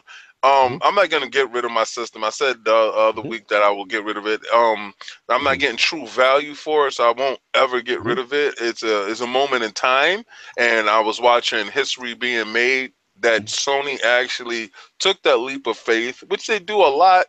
But this time they're doing it a little bit differently. Somebody's there that's really pushing the rhetoric, and they wanted to get to that magic price of like $150 that everybody can jump in and purchase. I see it's at $199 right now. Yeah. So once it hits that 150 critical mass point, you're gonna see the numbers rise. You have people that's still ambiguous with it because it's very hard to show people the feel of it, because VR gives you a feel. So when they actually put it on their head, it's no going back. To be honest with you, you could play a little bit with somebody else on something, but if you want that real selfish experience, it is nothing like VR to be the most selfish, beastiest person that you could be. Because if somebody walks in the room and you have this thing upon your face and these things in your hand, and you don't even need the TV on, and you're in your own world, it is the ultimate selfish experience, and it's beautiful. No So doubt. I love it. Yeah, and I like to see, you know what I'm saying, them double down. Yo, first of all, I got to address something real quick in the chat. Shout out to MicroBox of X. He's a little upset that we had JayBari on the show today. Wow. He said he's the biggest hater of Xbox. How dare we put him on the show? And let me just say this real quick. Like, we're at the Iron Lord Podcast. We support gamers of all platforms. So at the end of the day, like, we respect what everyone's doing out here. And even if it's not your platform of choice, we're not going to sit here and bash it. So sorry you feel that way. Hopefully you come back. That dude right there is an official, like, hater of like, me, basically. Oh, and it's all good. It's all good. Like, you know what I'm saying? Like, I'm cool with both of y'all. Like, I just want to let him know, like, this is not, you know what I'm saying, anything personal. We respect everybody from all platforms. So it is what it is. I had to address that in the chat. That dude, he made videos about me, like, you know what I mean? Like, he don't even know what I do. Like, he don't watch my content, but he making videos about me. Like, if I find out you make a video about me, you're not watching what I'm doing. Then you go respond. JayBari, you got a stand. That's beautiful. I wish I had a stand. I mean, I think that Inco dude is my stand. He might be, but hey man, hey, follow me around, make videos about me, please. And at the end of the day, like, we offer the invitation for MicroBox to come on. Like, I know him. He shout out to Dizzy and the crew. He rocks with them. If he wants to come on, he wants to, you know, say some points in respect. But you know, all that I'm not supporting because somebody has another platform. We're not down with that over here. You guys get upset with me when I'm. Like, everything I state, like, I state everything off of experience. That's one thing I believe in hard. You know what I mean? I say you can have your opinions, but experience outweigh opinions all day. So when I make my, you know, videos on Xbox and stuff like that, it's not me just just saying whatever I want to say that's to hate on Xbox. I had 3 of them. I'm talking about to be fair, though, there are 2 JayBaris. All right, yeah. In fairness, though, Lord Bari on Twitter is a savage. No, okay, hold on. But that's the troll. Okay. That's the troll. That's getting that's the New Yorker. Okay, then there's 3 JayBaris. I agree. Hit the like button. The Bang Bang JayBari is probably what MicroBox of X is referring. Oh, so it's history, it's context. Okay. Oh yeah. If it's Bang Bang, he was mad at me. I don't remember why he's mad. I remember he's just being mad. He made a video about me or whatever, mentioned me. Okay. I'm not no MicroBox, man. Holla at me. We're gonna get you on the show. And stuff like that. So, we move forward. What do you guys think of Death Stranding? what was the question? And we got to touch Soul Calibur. We got to touch Soul Calibur and Death Stranding for Let me go last. Okay, so let me jump in on Death Stranding.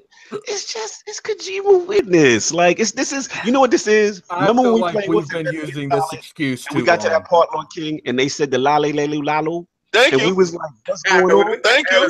Like, this is vintage Kojima. I'm not surprised. It's like, it's one of them things. The only thing I'm concerned about, like, to be honest with you, I actually like what I saw. I don't know what was going on. I like what I saw. Crazy. How you gonna like what you saw, but you don't know what's going on? But I'm tired of this. Let me go last. I know what Kojima is. The only thing is I'm concerned about is that, like, shout out to Lord Kabatsu, Kojima going Kojima, right? At the end of the day, my concern is you got Norman Reedus, and your history has shown that you blow budgets. So I'm just concerned if they gave him the open pay, because these were part of the reasons why him and Konami had the fallout. You know what I'm saying? But it's funny. I'm gonna get it. I like what I saw. It looked weird. It's vintage Kojima. I like Kojima Witness, so I'm in. You know what's funny? Kojima Weirdness, but the thing about Kojima is, it's like you know what it is? Like he'll over dramatize the simplest thing and make it seem like it's this big, deep concept, and then everybody's like, "Oh, he's a genius." It's like, you know, he's talking about bread or something like that. Oh, he's a genius. Like, he just takes these small little concepts and he turns it into this overly complicated thing. So I'm sure it's gonna be fine. I just don't know what this story is gonna be. I don't know, man. Let me. Okay. Have we not at all put the perspective that maybe Kojima's previous employer kept him in reality? No, right, and that's what I said. Remember what I said? He's been known to blow the budget. Do you get what I'm his saying? Budget game is crazy. Maybe his previous employer, when he was talking about making these bizarre, no one knows what confused game is, they're like, yo, that's not going to work. And they stopped him from making dumb decisions. They made him grounded a little bit. Bring it back to reality. Like, look. When Normus Reedus, the dude playing in the game, was like, I'll have to look on the internet to figure out what I just watched, says a statement like that, then we all have to just go ahead. You know what the difference between right now and 5 years from now is? Mm-hmm. Right now, Death Stranding is the biggest be-all game for PlayStation, and 5 years from now, it's gonna be the reason PlayStation don't do shit with him anymore. Because all I see is them spending all this money, and literally, it doesn't look like this game has developed an inch since the last time we saw it. Yeah, Lord Bari, what's your feeling on Death Stranding when you saw it? I think it looks cool, but I don't know what's going on either. I can assume certain things like everybody's saying the same crap that they have. That's like their health meter, because you see when it was getting bad, they was turning colors and it went red and all that stuff. You saw no gameplay. Shout out to Dreams, your Dreams guy.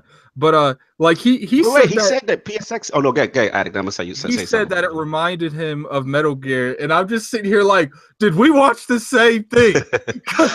Now Kojima did say the part when he was going into the water, and he said that was gameplay. You know what I'm saying? That's what he claimed. Shout out to Anchor Man. Much respect to Kojima. Do convince Sony to give him a blank check for 6 years and blow the budget of Hellblade on only 3 trailers. I gotta respect that. That's one thing too. I was expecting something showing on some gameplay. Like I want to see some concept of what you're actually, how it looks. It's probably gonna be a third person shooter, but you still want.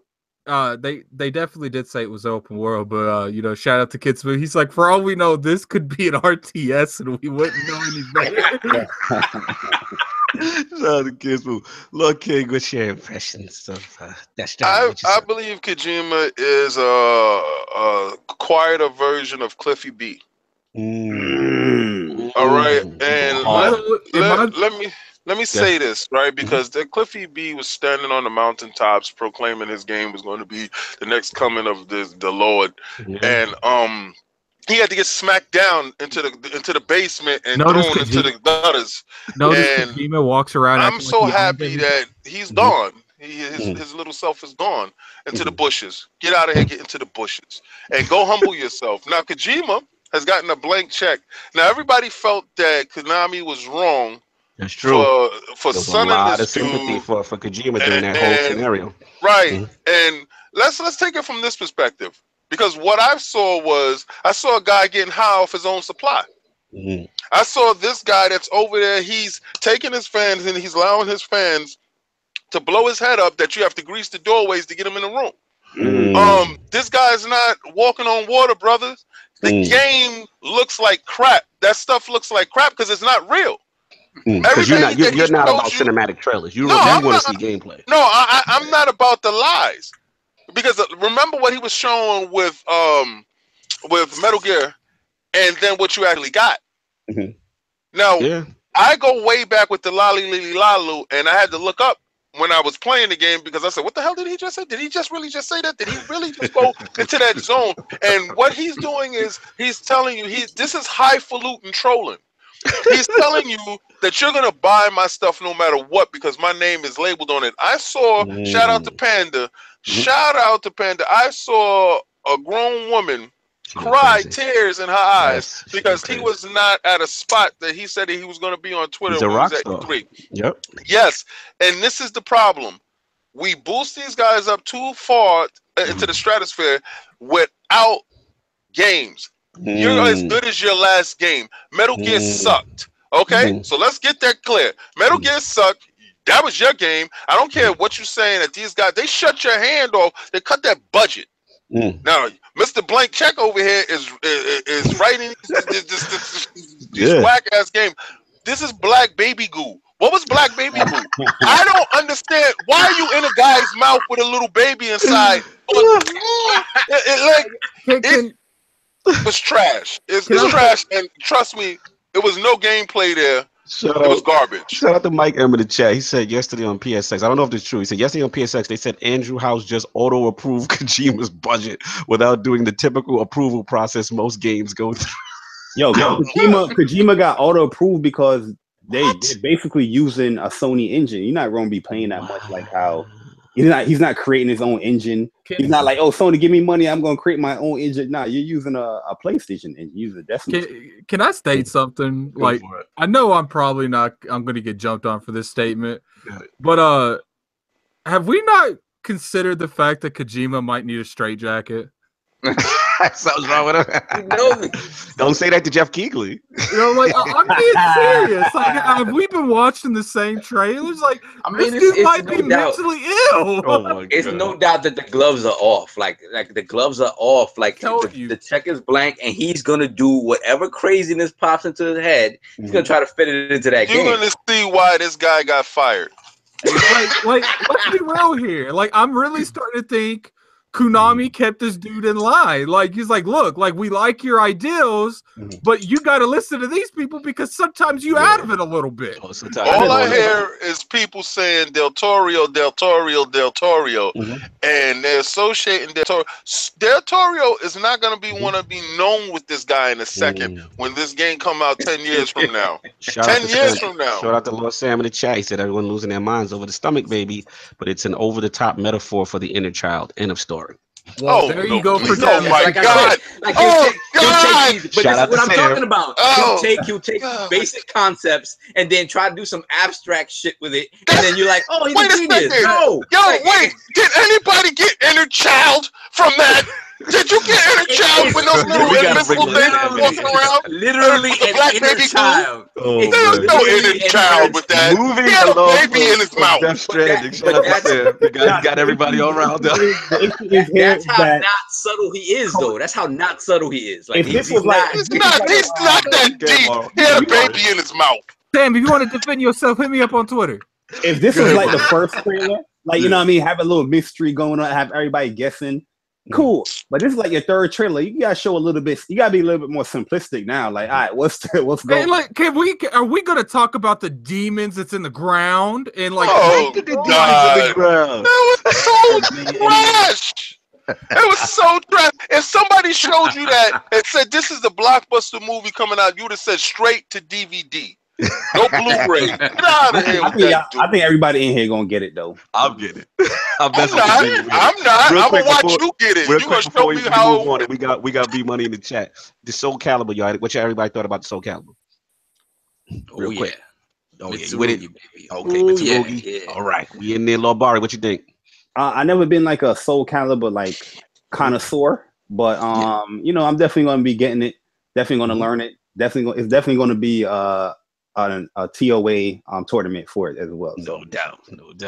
All right, so that's what we got on a PlayStation experience. So now we move on. Notice how you didn't ask me about my fault, Lord. You are correct. They didn't ask me about it either. But my fault.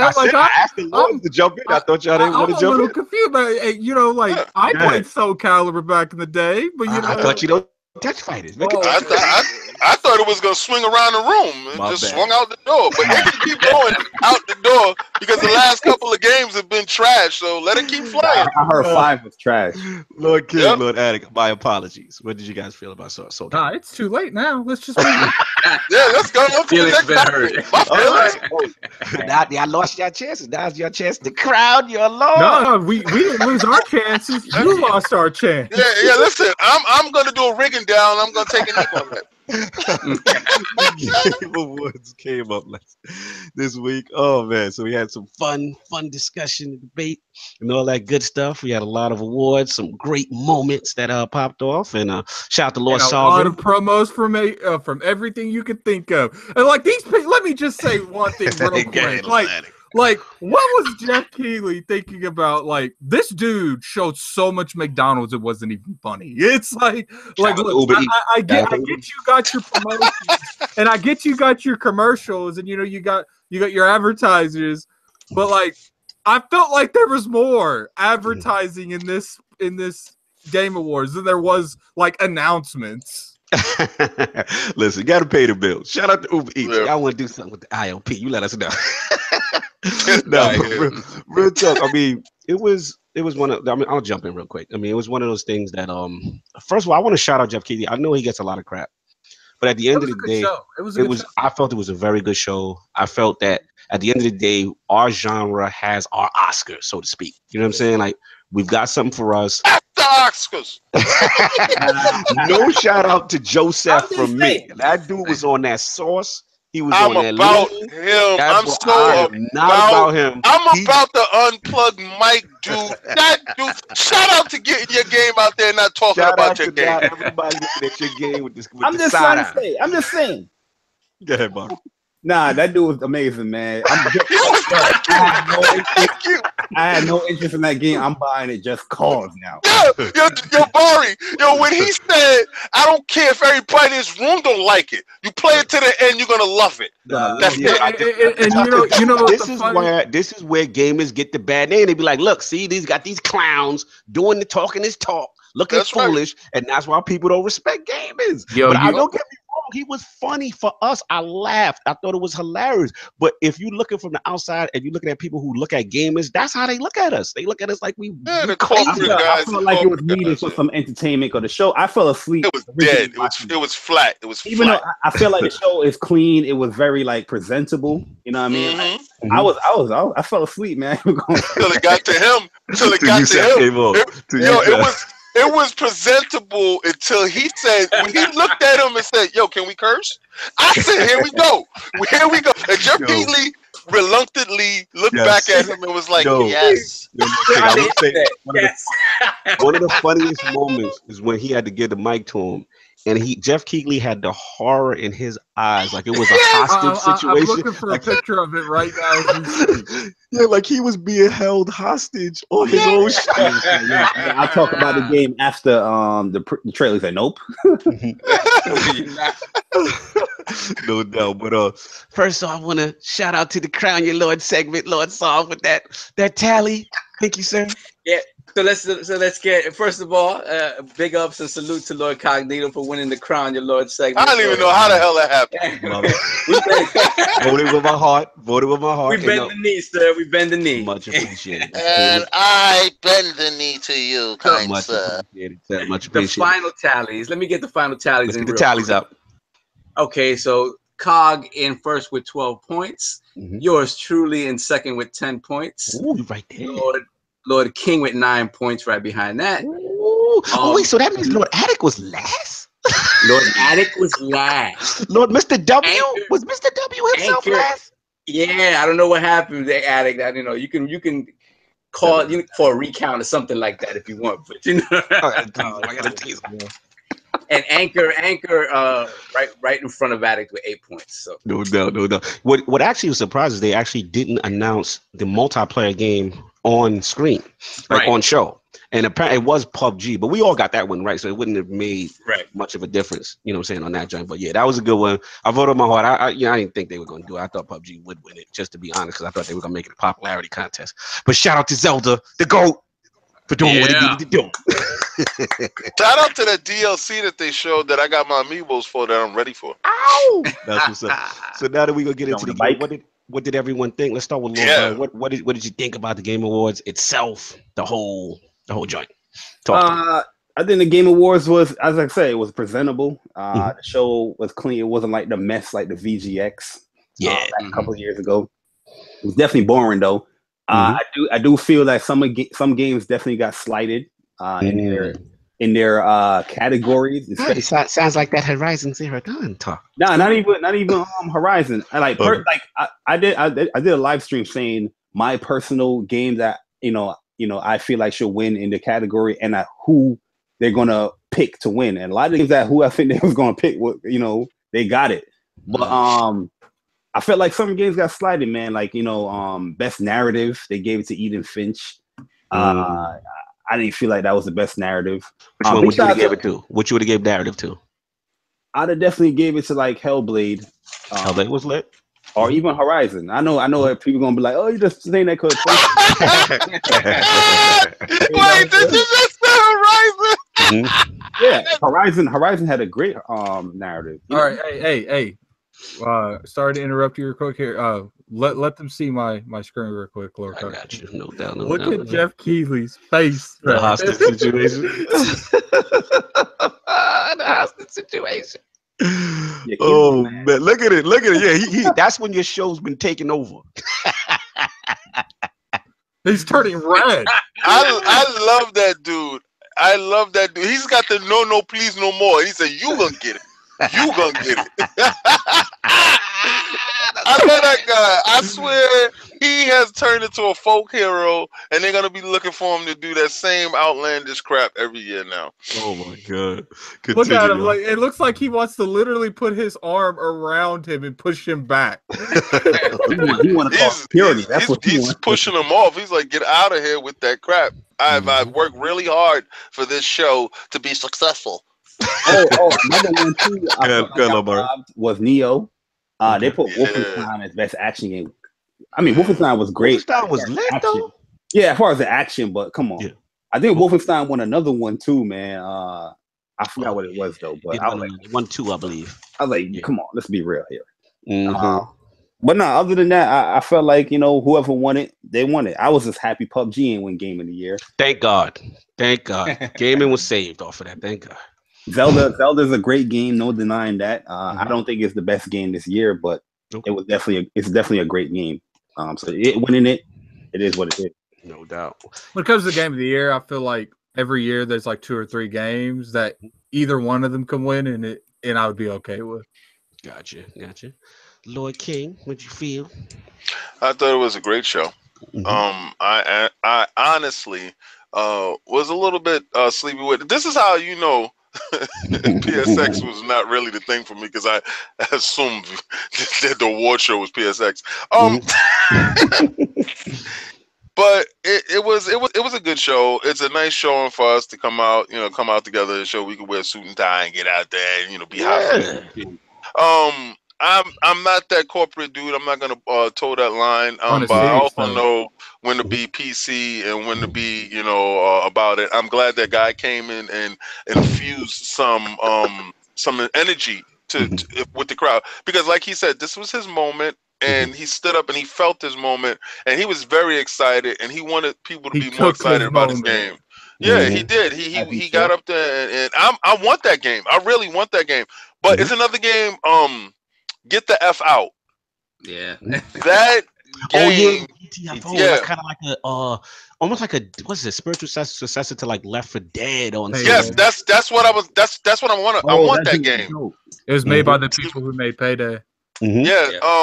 And for the Payday people to make it, and not the Left 4 Dead people to make it, speaks volumes. It looked great. It looked like zombies or something was coming, and you set up turrets and you must play together. That's what I want. If it's only on PlayStation, I hope not, because I really want it in true 4K, 60 frames per second. So if we can get that over there, I'm definitely going to be on every day. But that game, I would do a beta or whatever for that game. I would be in a preview program for that game. No doubt. What's up, Lord Sav? What did you feel? Game Awards. I gotta agree with Bari on this one, where everything was well presented. It moved at a brisk pace. It felt like they really had, they knew what they were doing. Now, a couple of years in, they know what they're doing.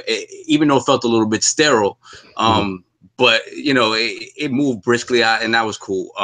The fact this guy Joseph Fares, though, he injected that little extra something. We need to get him on the podcast. If he could control himself, he might not let me finish his intro. He cursed too much. Yeah. We have to limit that. But that said, the announcements that came through were cool. It's good to finally get the Zelda DLC, the little tease from Software, Shadows Die Twice. Exactly. So best news though. Yeah, don't you love how they teased something with From Software and everyone thought it was going to come out at PSX, and it just wasn't there. What about Bayonetta 3 exclusive for Switch? Bayonetta, that was that. Yeah, man, Reggie, they went in on that. So I guess the Bayonetta paid them a lot of money, because I know the second one didn't do well on the Wii U. On the Wii U, they did 1 and 2 together as a combo. It's about to triple. it's about to like triple its sales on the Absolutely. on the one on the Yeah, that's crazy. Mm-hmm. And then and then the game that was on Microsoft stage at E3, they got a little more burn with the Metro Exodus. So actual gameplay this time, opposed to that thing that they was trying last time with the CGI love. No doubt. Real quick, what did everyone think about the orchestra stuff? I've seen that seemed to be controversial. Some people loved it, some people hated it. The what? The orchestra, when they were doing like the Game of the Year stuff. Yeah, like Game of the Year, they had to play like the music. I personally liked it, but I was curious about what the Lord felt. I like the ending one where they showed them all. And first off, I didn't understand where the PUBG one came from. No, I was laughing. I was like, what are they going to do for the orchestra for PUBG? I was curious. I was like, because Mario had the hottest one because they had the, you know what I'm saying? Jansen, me and Requenio was like, Lord Jansen like bet me a game that it was Mario because they were spending too long on Mario, and I was like, okay. It did scare me. I go for it because Mario, as far the orchestra won Mario Game of the Year just on their performance. Mario, no doubt. But what did you think about the orchestra, Lord King? I'll pass. I mean, I'm down for the highfalutin tootin' stuff too, but I'll pass. Oh, good. No doubt. Lord Bari, what'd you feel? I liked it, man. I love music and video games, so them playing that, I bought Nier. I bought not Nier, but Horizon soundtrack. If Mario got a soundtrack on iTunes, I'll buy that too, man. So I just love that stuff. I thought it was dope. It's just kind of, if you're a fan of the genre, you remember those tunes and what stage you was doing it. It's kind of fire. You know what I'm saying? That's just me. But yeah, overall, I agree with the Lords. I did like it. I thought it was necessary for the culture. What are you trying to say? Ken, you too cool for that? What's going on? No. And you know what? There's other soundtracks for games and stuff that you would like. Listen, I had what was that? Gates of Thunder soundtrack for TurboGrafx when that game came out. So there's a lot of soundtracks that you like. Shinobi soundtrack, stuff like that. Do I care for it? In the middle, if it's show filler, that was all it was. It was show filler, so fine. Okay, so you're indifferent more so. Not that you hate it. I don't listen. I can take it or leave it. That was a nachos moment. Okay. Well, most of the Lords lives. Anybody else? Any other Lords got anything left on the Game Awards they want to discuss? Okay, going once, going twice. No one's been ignored. I love it. Hold on. What's the What a couple of podcasts ago, didn't Lord Cognito keep forgetting Lord Sovereign like constantly? Listen, I had a birthday party, some things happened. I apologize to Lord Sovereign. A lot of LeBlanc. No doubt. Lord King. Okay, quick question though. I do have one quick question about it. What do you guys feel about that Sea of Thieves release date? I'm happy, man. I'm happy. Perfect. Long overdue. You know what I didn't like? The second that they gave a release date. Excuse me, is it an open beta? Isn't it supposed to be open beta right now? What do I get with this pack? I'm like, oh God, I can't stand these millennials. Like, you got a release date. Shut up, go sit in the corner. What about the alpha release date? Is the alpha here? I'm like, oh, come on, man. Get out of here. I think what Attic really wants to ask is, what do we think of the price point? That's what Attic really wants to ask. I know. To me, it's always been a AAA game, so yeah, I wasn't expecting anything less than 60. I didn't think it was going to be. It's not that. You thought it was going to be $39.95? It's not that I was expecting. I just feel like they, for the most part, when we see games, we know what we're getting. But it's like I feel like announcing a price and a release date without showing that content is foolish. Like, we literally know nothing about this game. We just know it's a pirate game and you get treasure. You know nothing about Death Stranding, and that's going to be 60 straight off the bat. Might be 75. Well, Kabasi agrees with Attic. He said he good to see that they got the release date, but he said $60 he needs to see more, so he does agree with that. Yeah, and if me and Lord Kabasi are agreeing on something, something's up. It's crazy that Xbox guys is very hesitant with his game being 60.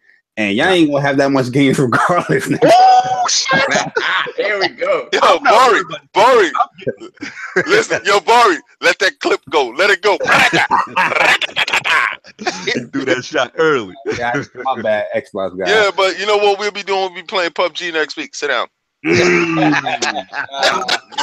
just wait for it to come to PS4 where most people play it. That's fire back. Love it. And King asked about me. King, you already had somebody coming in here saying, "Yo, Bari on this show." I'm going. Yo, you know what I like though? I love that you had your stand jump in, said his piece, and jumped out. And he's probably one of the people that put the listen. I'm not saying anything against you. This is the most hates that we've had. Like your 4 followers is no joke, baby. Shout out to the 4 people that came in here and hit the dislike button because JayBari is in here and we talking PlayStation talk. Yeah, just because we talking PlayStation, we're not allowed to do that. Like we can't have that, man. Yo, that's a following. Do it more. That's what's gonna make us do it more. That's right, JayBari next week. your Xbox podcast, right? Yeah, but no doubt. Shout out to B-Money. Said Bari got the shotgun ready. No B-Money, move on to the final topic. Lord King, the Curse of Osiris released. You know you want to talk about that. What's going on in this Curse of Osiris? Is it enough? How you feeling about this? Okay. I'm gonna give you my raw impressions of it, and then I can't give you the impressions of the raid stuff, so I'm gonna have Lord Addict jump in on that, okay? Because I was trying to get a team together, and I wanted to experience with a couple of people. I didn't want to experience it with other people. Come to think of it, Lord King, if you would have played with us yesterday, like we asked, and not go watch that sports event, you would feel a lot better right now. No. My soul had me tied to that fight, and my soul was crushed. So I'll take my little whipping, and I'm gonna sit in the corner and cry by myself. But I got the Curse of Osiris, and for all you people that's been talking about Destiny's shit, I hate it, I can't. These little babies, they fixed a lot of the problems that people was having. They got a lot of ornaments in. They gave you another space to go to. They gave you more weapons to collect, more clothes to get. Another leveling system as far as getting to 230. I mean 330. And the grind is back. Shout out to Xbot. He was with me. We were doing it up. We had such a great time. Shout out to Lord Kaibatsu. We were doing it. The strikes. What I don't like is this, right? And this is the problem that I have with Sony writing checks to people and forcing people to do this parody. Before the game got patched to the 4K, I was running it in Pasudio 4K, 60 frames per second. Now, once it got patched, I got true 4K, 30 frames per second. Yeah, 30 frames per second with HDR. Okay, fine. It could do 60 frames per second on the X. I know it can. But we're being held back by Sony. Also, their package deal forces us not to get certain strikes that Sony has or certain guns that Sony has. Right. Right. This has been the most lopsided, disgusting practice that I've seen. That you allow a year. A year is a long time for me to get a strike. Now, maybe you should have said, okay, well, you're not going to get this strike, but you won't get this strike, and they'll get this strike, and we'll flip-flop strikes the following year. But to keep this practice going, I'm calling out to EA. I'm begging EA, since you're in bed with Microsoft, double the price on Sony's loot crates and give us exclusive content on our system for 2 years before they can get it. Now, back to Osiris. Talk to us. It's what it's supposed to be. You could probably hear the smile on my face because I listened to everybody talk bad. I took it. I took it begrudgingly. I fought every step of the way. I left clans. I stopped talking to people. I booted people off my Facebook. I booted people off my Twitter. I blocked people. For the simple fact, I'm not going to allow you to sit there and give me that same rhetoric about a game that I love and I know it's good. It's a good game. Is it great yet? No. Will it be great later? Probably at the end of the run. Gotcha. But for you to diagnose this as DOA on arrival because you don't like they didn't give you something and you said the rest of the game is trash, then you never liked the game to begin with. But thank you for your money, and we're going to continue to keep it pushing. No doubt. Lord King gets smoking. Anyone else? First of all, anyone else get a chance to play Christmas Stars? I've been pretty much away this week, so I've not got a chance to play much. Lord Addict, Counterpoint, have you got? No, you got a chance to play a little bit, right? Oh, Lord Sleep, you there? Okay, no, I'm here. Lord Sleep. Get nervous. You don't hear Addict. Like he has narcolepsy or something. Oh, you got done?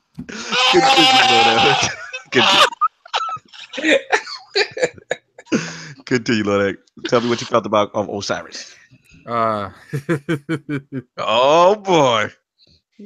All right, look, I'm not saying this game's bad. I'm not saying this expansion's bad. I'm saying that, you know, I like the expansion raid. It's fun. You know, it's really short. It's literally like 4 sections. The first and second section are mad easy, and the last 2 are semi-hard, but they're not hard. I got to the last part of the raid, and then I had to go to bed because of work. But it's just like, look, like I played this part of a raid team I'd never really played with. You know, shout out to Xbot and all his friends.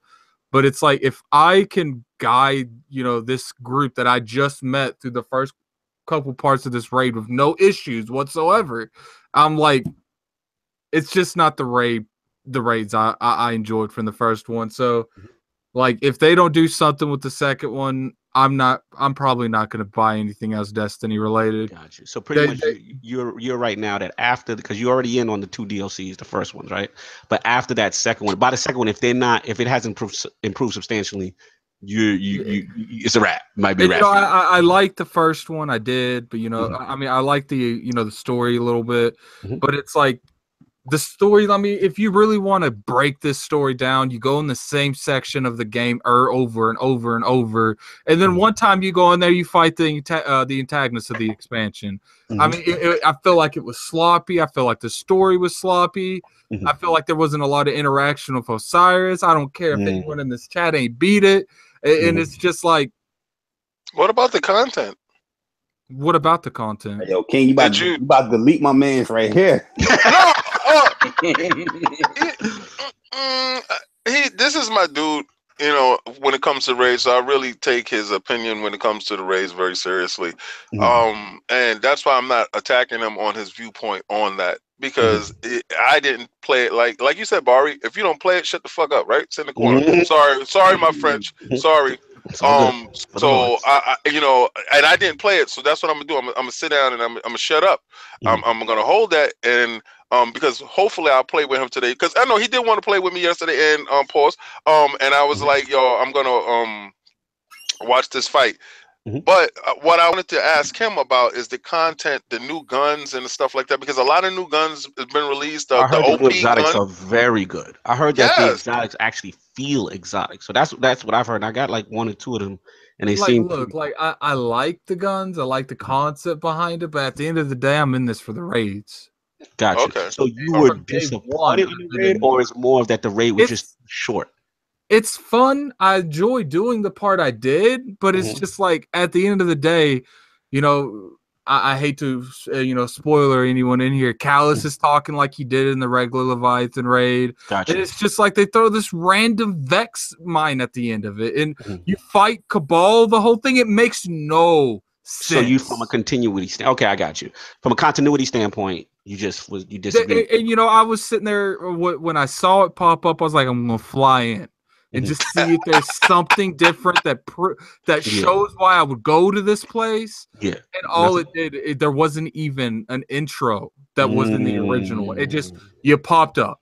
And I'm just like, this is sloppy. This is laziness. And I'm like, you can't justify putting maybe 20 guns in a game to, if I would have bought that individually, it'd be $20.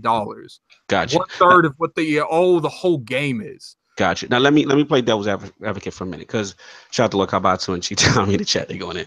Like, we all know that realistically, Destiny 2 has a lot of problems, right? And they're still trying to fix these things. But realistically, did we expect everything to be fixed by Curse of Osiris DLC? Or is it one of those things that, like, you know what I'm saying, we want to give them obviously next week there's another update, there's another patch, there's more changes, there's this, there's that. January there's another update, there's more patches, there's changes, this and that. Or is it one of those things like, yo, it may be just too little too late, they've already pissed off the base? Like, where are we at with that? It's at the end of the day, sometimes it doesn't matter what you do. You already lost your following. Like, even if they do fix this, the biggest thing I enjoy, you know, I don't take off for expansion launches. I take off for the raid because I know I can still get my time in because I play Destiny efficiently and not just a long time. So it's like, you know, what might take someone 15 hours, I can do in 7 or 8 because, you know, I you know, for the most part, with feedback from everyone in my clan, you know, you, Lord David, I know what to do to efficiently get higher level and not just take a long time. So it's like, I know I can get there. So I always take off for the raid because I want to play the raid day one, right when it launches. And it's just like, even if that's what I enjoy, guess what? You know, this might have been a cool little experience, but in 6 months we're gonna be right back in that level. Where we at? Gotcha. So your whole thing is you're not a fan of raid layers. Let's just call it right now. It's not that I'm a fan of the concept, but not replacing it for core expansion. Okay. Raids. All right. Lord Bari, I just got a question. Being that you on the PlayStation side of it right now, and do you play Destiny 2 on the PlayStation side? Because I got to get a perspective from those guys. Oh nah, I don't play Destiny. I had Destiny 1. I was fully charged. I was fully with Destiny 1. You know, I felt like 2 wasn't really that much of a upgrade. For me to purchase it right now. Maybe I'll get it later on, but right now I'm just too occupied with other games to no doubt. Destiny. Okay. Lord Sav, you've been quiet. I haven't, like I said in the intro, like I haven't had a chance to play a little bit. I played a little bit of Osiris with King and I'm Monkey. not done, by the way. Okay. Oh, I know this. So I played a little bit, but then I got in there and then I hadn't been there for a while, so I had, you know, doing my public events and stuff like that. So I have not had a chance to sit down and continue playing Osiris. I mean, I'll comment real quick before I give it back to Addict. Obviously, I've not been around this week, so I only got a chance to touch a little bit at the launch. I was playing a little bit, blazed through the story. I mean, I liked it. I like the set pieces. I thought the set pieces are beautiful. 4K HDR is amazing. Past Mercury, I was loving it. I felt like, you know, no spoilers, that we should have got more Osiris interaction. You know what I'm saying? But that's all. I just felt like it was great. And then at the end, everything was just like, it wrapped up. And I'm like, all right, that's it. Like we you know what I'm saying? Like, I want to do more. Like, what's up with the guard? Where he going? You know what I'm saying? Like that kind of stuff. So obviously I'm a big Osiris fanboy. Y'all can check my Twitter. But yeah, so I was a little disappointed in that respect. Not that the story was whack. It's just like it just ended abrupt. And actually the last boss mechanic for that was kind of hot. And I got kind of hype about that. As far as the social space, it could be bigger. You know what I'm saying? I was hoping for a little bit more of that. You know, as far as the raid, I didn't play yet, but I ain't gonna lie, I did peek. Shout out to Lord Cactus. He's got a raid like guide out there right now. And I couldn't resist because I knew I was gonna get a chance to play. And this be the first raid I've missed in a while. So I said, yo, let me just see what's going on. And surprisingly, the reviews I've seen from everybody was really positive. Everybody was like, yo, this is a really good raid. You know what I'm saying? Now, they did say the Lord Axe point maybe like a little shorter than the most, but they did kind of say that. You know what I'm saying? But they saying the experience, the cooperative aspect is lit. You know, they getting it in there. So that aspect, I definitely want to try it. I'm probably going to jump in with both feet on Tuesday because that's the reset, and that's when they're doing the reset of everything. We getting the Masterworks with the weapon rolls. We getting the ornaments. I'm not playing Tuesday. Tuesday's PUBG. Oh, yeah, damn. I forgot about damn. Man, that game gonna have a sit. It's gonna have a sit down in the corner for a little bit because I'm buying 3 versions of that game. Hey, listen, I'm buying 3 versions. I'm gifting 2 out to people nice and early. You can open your presents early. You know what's gonna happen? Winter solstice. Thank you, sir, because I will be online at midnight. I have Tuesday. No. Thank you for being. Thank we you gotta for do the being 100. part of that. It's 100 on the map, right? It's 100. Yeah. Oh, so we could all be in the same game. PUBG gonna be lit, yo. I know. We might not be all in the same game. We got to see how it's gonna go. It might be like random. You might do duos, or I think it's like 4 people in a party to work with. Okay, that's what's up. Yeah. Lord, yo, Chris. Yo, Bari. Why don't you today go out to Best Buy, pick up Xbox X, and you can play with us on Tuesday, and we could do duos, me and you. You know, King and Jay. Let's do it. Later on this month, I'm going to be getting like a gaming laptop, so I can get better streams, tournaments and stuff like that. So I will be having my Xbox stuff, because I bought the stuff digital. But no doubt. Shout out to young Chris in the chat. He in there. But that's pretty much my thing. I'm gonna give it back to Lord. Chris, get out of my chat. Lord, you said you had more to talk about before we wrap this thing up. So let's go. What you got? When it comes down to it, it's like, look, like I want this stuff to do good, but at the end of the day, I just don't think that they're not going the direction that I wanted them to. And it's like I said, like with the if I play Destiny, the stuff that I am interested in, it's all story and lore. I don't need to play the game for that. Right. Like I could literally look up cutscenes for an expansion, never touch it. Like that's not an issue. It's like but it was the raid that always like I loved. Like even raids that I wasn't the biggest fan of, like the Wrath of the Machine was still amazing. Got you. But this raid, like it's fun, but it just makes no sense, like at all. It's like I feel like this was literally about just introducing Osiris, which is cool. But it's like at the end of the day, it's like Osiris, like he was in the game for like a whole maybe at the entire expansion, like 3 minutes. Well, they usually don't get the full time. But if everybody's done everything, I'm just gonna wrap it up on it. I feel you. Look, Kiss Move in there going hard on Bari right now. We're trying to get him to get that PUBG for it, but he's going hard. None of this work. I'm an RPG guy, but I definitely body cats. That's people. It is. Tell them that's that New York swag. People from New York take the challenge and run with that. Shout out to the love. I see you, baby. Have a good one. Thanks for coming by. With Kids Move, back in the day. That was like Wii game hair stuff. I was definitely cooking them niggas. I mean, my bad, guys. It's all good, man. It's all good. You bring it up to history. Let's get it out. No doubt. We're going to wrap this thing up. We got football on deck, y'all. So we're going to wrap this thing up soon. But, okay, you want to say something before I do the poll and then close out? Yeah, because I'm going to close up on the topic. You should probably do disclosures on when I don't know if we're gonna be here next week, but yeah, next week will be the last of the year, and then because we got the clowns is gonna be coming through. We got him coming through. Hopefully, we win four guys. But what's up? I might not be here next week. All right, no doubt. We'll see what's up. If not, that's my birthday. Oh, the Lord! Yeah, bro. You're gonna happy born day for the Lord. We're gonna do something for you. We're gonna do something for you. Nice. So real quick, let's wrap this thing up. All right, got a new ILP poll this week with Paris Games Week, PSX. This is the second time you just did that. I was giving my closing statement on the thing. This guy jumps in. My birthday's next week, guys. I get sympathy votes, and then Lord King. And then I didn't even get a chance to get into the damn.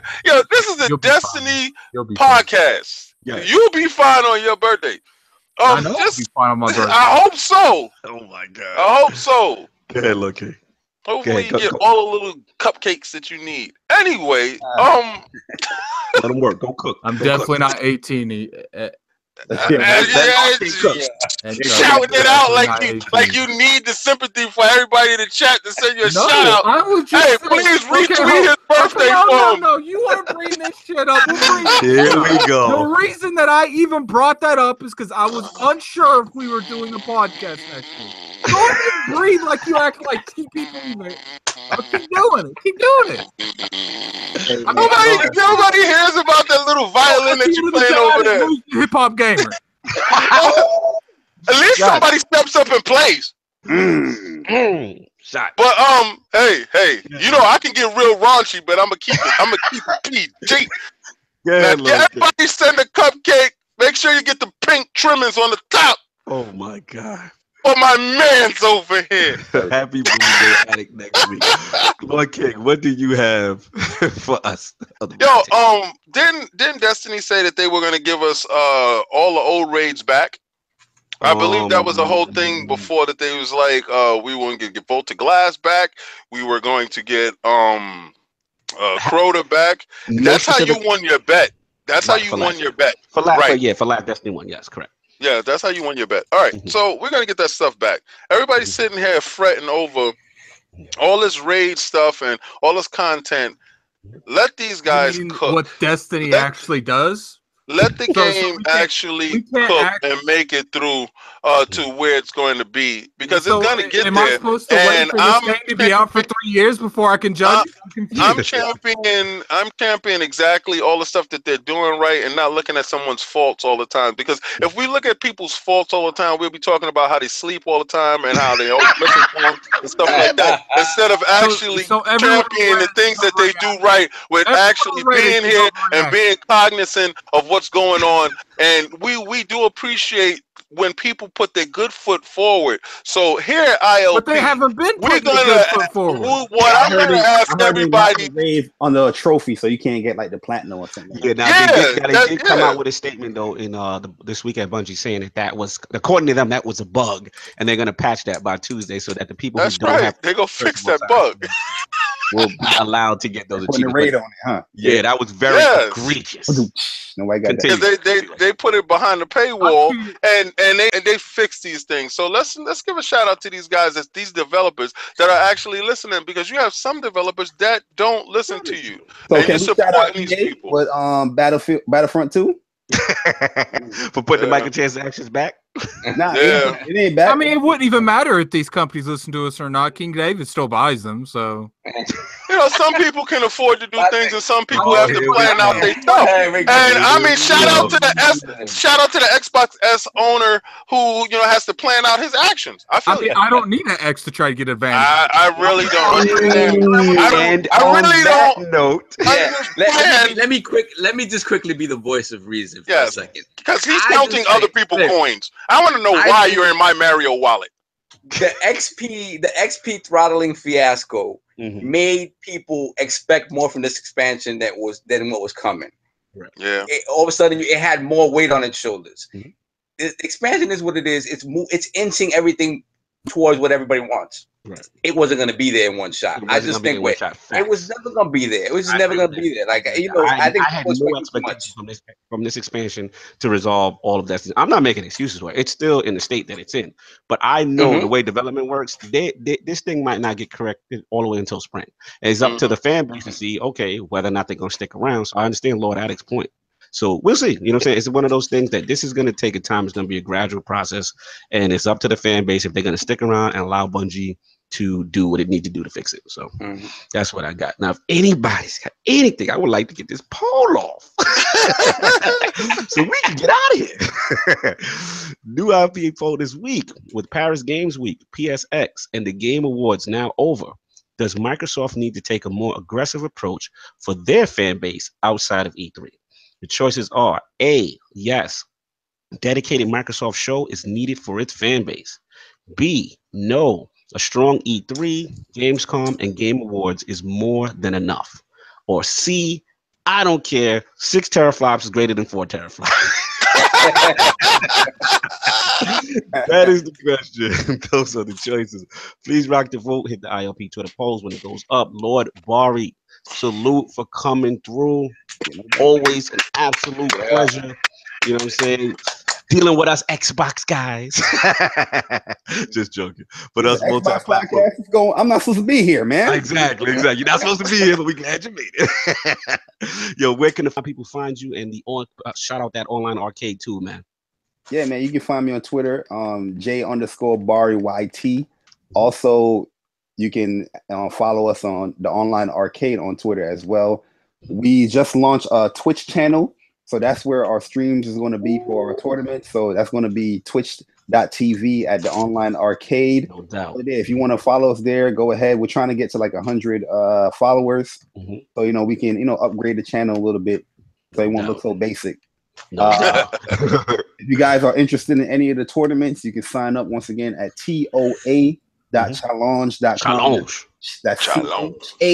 CHALLONGE.com. On it, baby. Put it in the chat. Put it in the chat. Yeah, put it in the chat too. 6 tournaments right now for 2018 that we have up that you can link me the message on Twitter so I can put the hyperlink. It won't let him put the link in the chat. A link in, yeah, it won't let me. Yep. Okay, I got you. Send it to me on Twitter. On Twitter. Yeah, we're gonna promote that. We got you. So yeah, you know, go over there. There's just gonna be a lot of stuff coming for the online arcade. We're gonna definitely try to fit everybody's needs as far as what type of games they like to play. But if the interest is there, most likely we're gonna do a tournament there. So you know? That's what's up, man. That's well, what's you up. You got me with Street Fighter and Tekken. Yep, so got me with Tekken. I definitely want to jump in there. Man, I heard you got Marvel over there, man. You know what I mean? Definitely come through to the open lobbies at time. I'm always doing open lobbies on my channel, so definitely. That's what's up. Always a pleasure, Lord Bari, coming through with the PlayStation Nation, my man. So, Lord Addict, where can the people find you, sir? Oh, you can find me on Twitter. You can find me on YouTube. You can find me on PlayStation and Xbox. I see Inco's asking when I'm going to start streaming Bloodborne. That will be today, probably at like 4. I'm on going to be on Weapon Wheel today, so I'll probably do it till like 4 to 5:30 because I don't know, it just depends. But yeah, so I do want to appreciate you know, Lord JayBari for coming on. It's always fun to talk to a PlayStation gamer, even though, you know, we're not live. We're not supposed to. You outnumber us for like 6-1, but it's whatever. Oh man, no doubt. You out here. Lord Saul, where can the people find you? People can find me on Twitter at Lord Saab ILP and on PSN and Xbox Live at BX Sovereign. And yeah, definitely a big shout out to JayBari coming into hostile territory. Crossing the border. Those evil Xbox guys. No doubt. Lord King. You can find me on everything, all social media. Also, shout out to Potentially Perfect. I'll be debuting over there this week. Shout out to him. It's gonna be fantastic with that show. But yeah, it was a great show. Bari, man, love the New York love. You come through fearless as always. I love that, man. Listen, and I'm gonna support that. Get over there with those 2 fighting games that I do have to have over there. I'm down, baby. Let's go. Yo, baby, Boogie Down's finest in the That building. link is to JayBari's. Hit that link, y'all. Please support. He's out here giving good content, and also the Gamers Who Play Games podcast. I love that name because a lot of these dudes ain't playing games. They out here arguing. We do that. They're playing games. They're not playing games. They play exactly. Go King. No doubt, of course, Lord Cognito here. We spread that game and realness on the ILP. Make sure y'all hit that like, subscribe to all the Inner Circle media outlets. Also, we got one more show for the year. That's going to be next week. Unfortunately, Lord Addict, our brother, was not be there, but we're going to wish him a crazy happy birthday. Shout out. We're going to get it lit for him, even though he's not going to be there. And then, real quick, after that, also, the next year, we're going to be back at our 1 p.m. time, so y'all can get y'all sleep on. You know what I'm saying? Football, all that. But again, much love. Appreciate the support. Everybody for coming through. We're going to wrap this thing up. And on that note, we out. Peace.